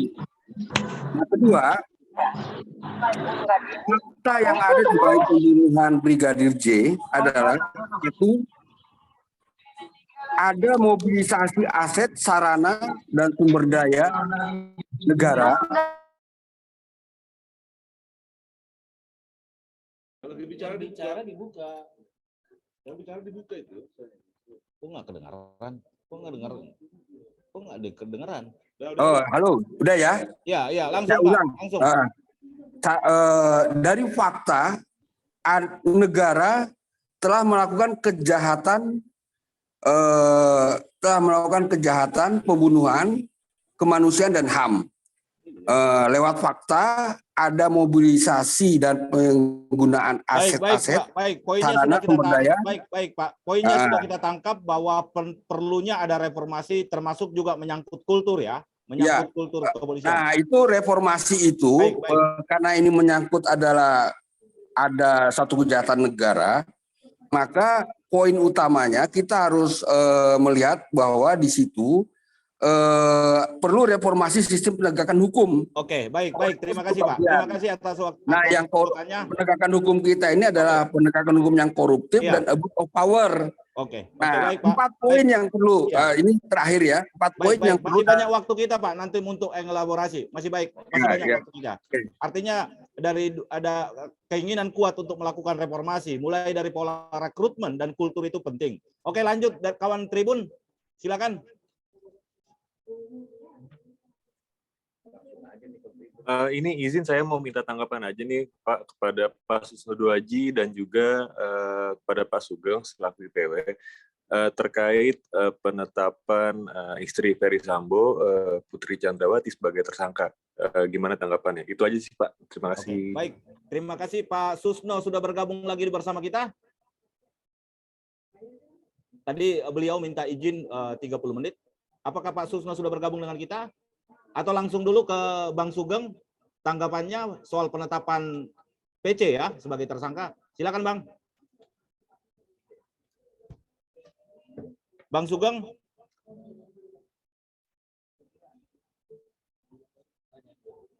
Tolong host. Halo, ya. Tadi dari kawan Tribun minta tanggapan Abang soal penetapan istri FS sebagai tersangka. Halo, ya. Jadi ya itu proses hukum biasa saja ya. Menurut saya satu proses yang sudah mekanis penegakan hukum pengungkapan kasus pidana. Siapa lagi? Ya, pengungkapan kasus pidana. Bila ada cukup bukti berdasarkan 2 alat bukti, minimal penyidik bisa menetapkan status tersangka kepada siapapun, tidak terkecuali kepada Nyonya PC. Akan tetapi yang saya bayangkan ya, bahkan Nyonya PC ini kalau kondisinya kemudian sudah udah sehat ya, dia akan menjalani penahanan. Itu pasti ya, kecuali penyidik punya pertimbangan lain. Akan tetapi satu hal, ini terjadi tragedi kemanusiaan. Tragedi kemanusiaan yang melanda keluarga Brigadir Yosua, ayah ibunya, dan juga melanda anak-anak FS dan PC. Anak-anak yang tidak mengerti apa yang menjadi pergumulan kedua orang tuanya, kemudian tindakan arogan dari PC yang lepas sebagai manusia yang normal, lepas dari norma kemanusiaan, kemudian merusak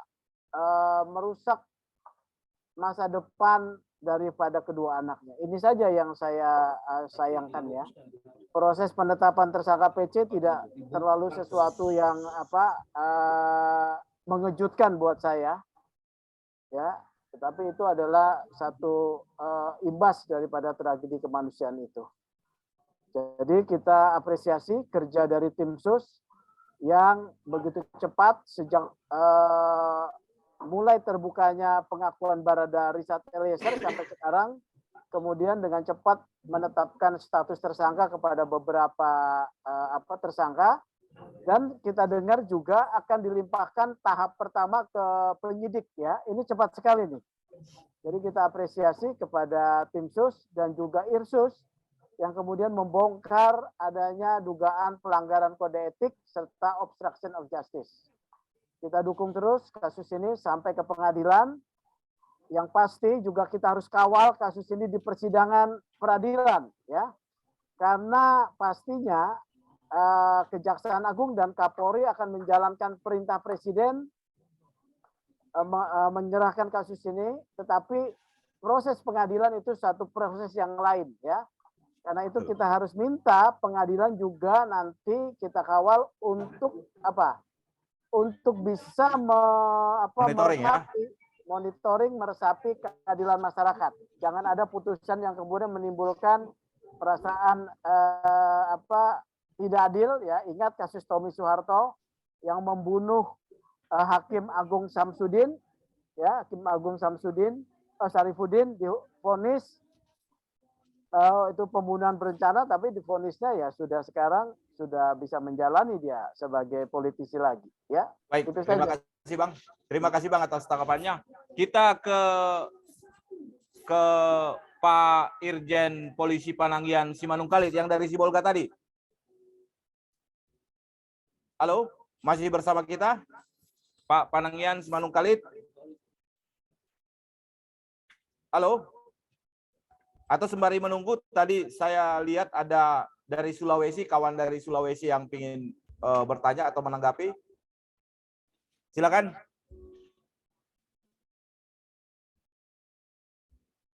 Halo? Halo? Atau dari yang lain? Devi, tolong host di nyalain aja suaranya Devi. Izin boleh bertanya Bang? Ya, langsung ya, singkat, jelas, padat. Oke, maaf ada suara yang batuk. Saya ingin saya Devi Taurisa, kebetulan Wakil Kepala Departemen Hukum dan HAM dari Pemuda Batak Bersatu. Saya juga kebetulan masih mahasiswa S3 di UI. Singkat saja, saya prihatin tapi juga setuju tapi juga bingung. Saya mencatat peraturan penegak hukum dan budaya. Nah, kita tahu bahwa memang polisi kita sama sekali tidak bodoh. Polisi kita pintar, tapi budaya ini yang memang menjadi keprihatinan kita semua. Nah, harapan yang besar adalah bagaimana seperti Pak Sugeng dari IPW dan kita ini mengawal ini semua tetap konsisten terhadap apa yang sudah ada. Kenapa saya katakan polisi kita bodoh? Dari awal semuanya tahu. Polisi paham sungguh, tapi dengan sadar pula melakukan apa yang harus dilakukan untuk melindungi dan melayani kepada rakyat, itu menjadi melindungi dan melayani kepada atasan atau cukong. Itu kita sedih. Nah, bagaimana kita semua ini bisa konsisten untuk ke sana? Kita mohon pencerahan semua, karena kita juga tahu bagaimana semangat dari Bapak Irjen tadi, bagaimana Pak Susno, itu keprihatinan kita. Dan harapannya, apa yang kita kawal, apa yang kita lakukan, terus itu berjalan, karena mau tidak mau, polisi kita yang pintar, harus lebih pintar lagi, kembali kepada harkatnya sebagai pelayan dan pengayomi rakyat. Bukan atasan, bukan pemberi uang. Itu saja dari saya. Terima kasih. Salam NKRI. Setuju tidak dengan reformasi di tubuh Polri? Reformasi secara sistem tidak perlu, karena balik lagi, polisi kita pintar, tapi kembalikan kepada harkat, mereka sadar bahwa mereka adalah melayani rakyat. Ya, itu bagian mindset dari reformasi. Dan budaya melayani kepada atasan, itu dikembalikan kepada budaya melayani kepada rakyat. Baik, nah, baik. Terima kasih, bagaimana Pak. kita mengawal kita semua? Oke, poinnya sudah kita tangkap bahwa mau dibentuk soal apapun kultur, Pak. Iya, oke. Yes. Baik, teman-teman yang lain, ada Parasian, teman-teman dicolong dibuka unmute-nya.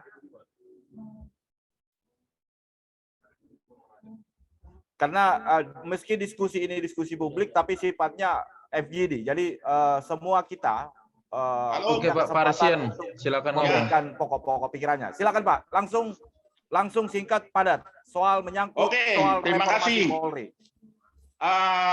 Terima kasih. Saya Brigjen Parasian Simanungkalit Purnawirawan, Dr. Andus Parasian Simanungkalit, SHMH, dan advokat juga bersama-sama dengan Pak Teguh dengan Pangaribuan.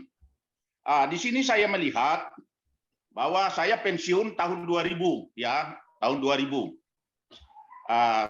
Dari Pati Perwira Tinggi pada Asisten Operasi Kapolri. Kalau melihat apa struktur daripada organisasi kepolisian institusi sekarang ini memang sudah bagus. kalau direformasi, reformasi ya yaitu tugas-tugasnya. Itu yang harus diperlukan. Kedua, saya tidak menyinggung mengenai masalah-masalah penegakan hukum yang dilaksanakan sekarang ini, tetapi saya melihat bahwa penembakan terhadap korban yaitu Brigadir Joshua, karena dia adalah tewas dan gugur melaksanakan tugas, maka dia harus diberikan kehormatan, kenaikan pangkat luar biasa anumerta, karena sudah dilakukan pemakaman secara militer. Karena saya itu adalah alumni Akademi Hukum Militer dan Sekolah Tinggi Hukum Militer.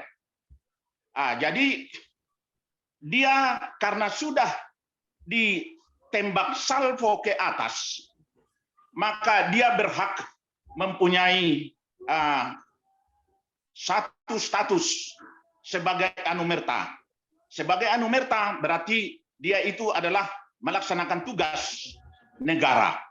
Bagaimana bisa tidak ada orang yang mengusulkan? Saya sudah mengusulkan sebagai ketua umum Dewan Pimpinan Nasional Gerakan Nasional Peduli Anti Narkoba, Tawuran dan Anarkis, yang sekarang saya berada di Sibolga untuk ziarah ke makam istri saya.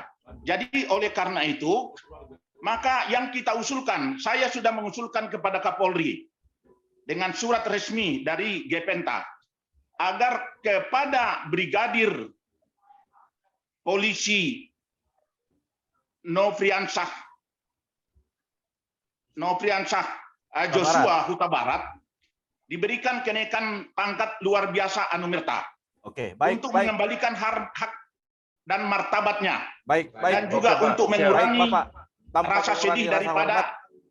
ya sebentar lagi. Biar Nah, 1 menit, jadi 1 menit saya karena masih sudah banyak usulkan. teman-teman yang lain. Ya, oleh karena itu sekarang menjadi 2 tugas kita. Kalau saya lihat, 1 reformasi. Reformasi itu lihat, reformasi terhadap tugas daripada Joshua itu. Tugas-tugas daripada kepolisian itu yang direformasi, bukan institusi atau struktur daripada kepolisian negara Republik Indonesia. Demikian. Oke, Sampai terima salam kasih Pak. bertemu kembali. Terima kasih Pak, masukan yang sangat ini ada keinginan melakukan reformasi pada tugas-tugas kepolisian, termasuk juga menyangkut kultur, dan usulan yang menarik dari Gapenta mengusulkan almarhum Brigadir Joshua sebagai anumerta karena pemakamannya dilaksanakan secara kedinasan gitu ya. Oke, buat yang lain siapa? Lagi? Rizky dari Malang tadi ya? Sudah tadi dari Malang ya? Sudah dari Malang tadi? Bu Neti. Bang Medan Bang. Baik, Medan, silakan. Ya. Singkat, jelas, padat. Apakah setuju dengan reformasi Polri? Setujunya di mana? Langsung ya. Ya langsung. Saya setuju banget reformasi untuk Polri, terutama undang-undang.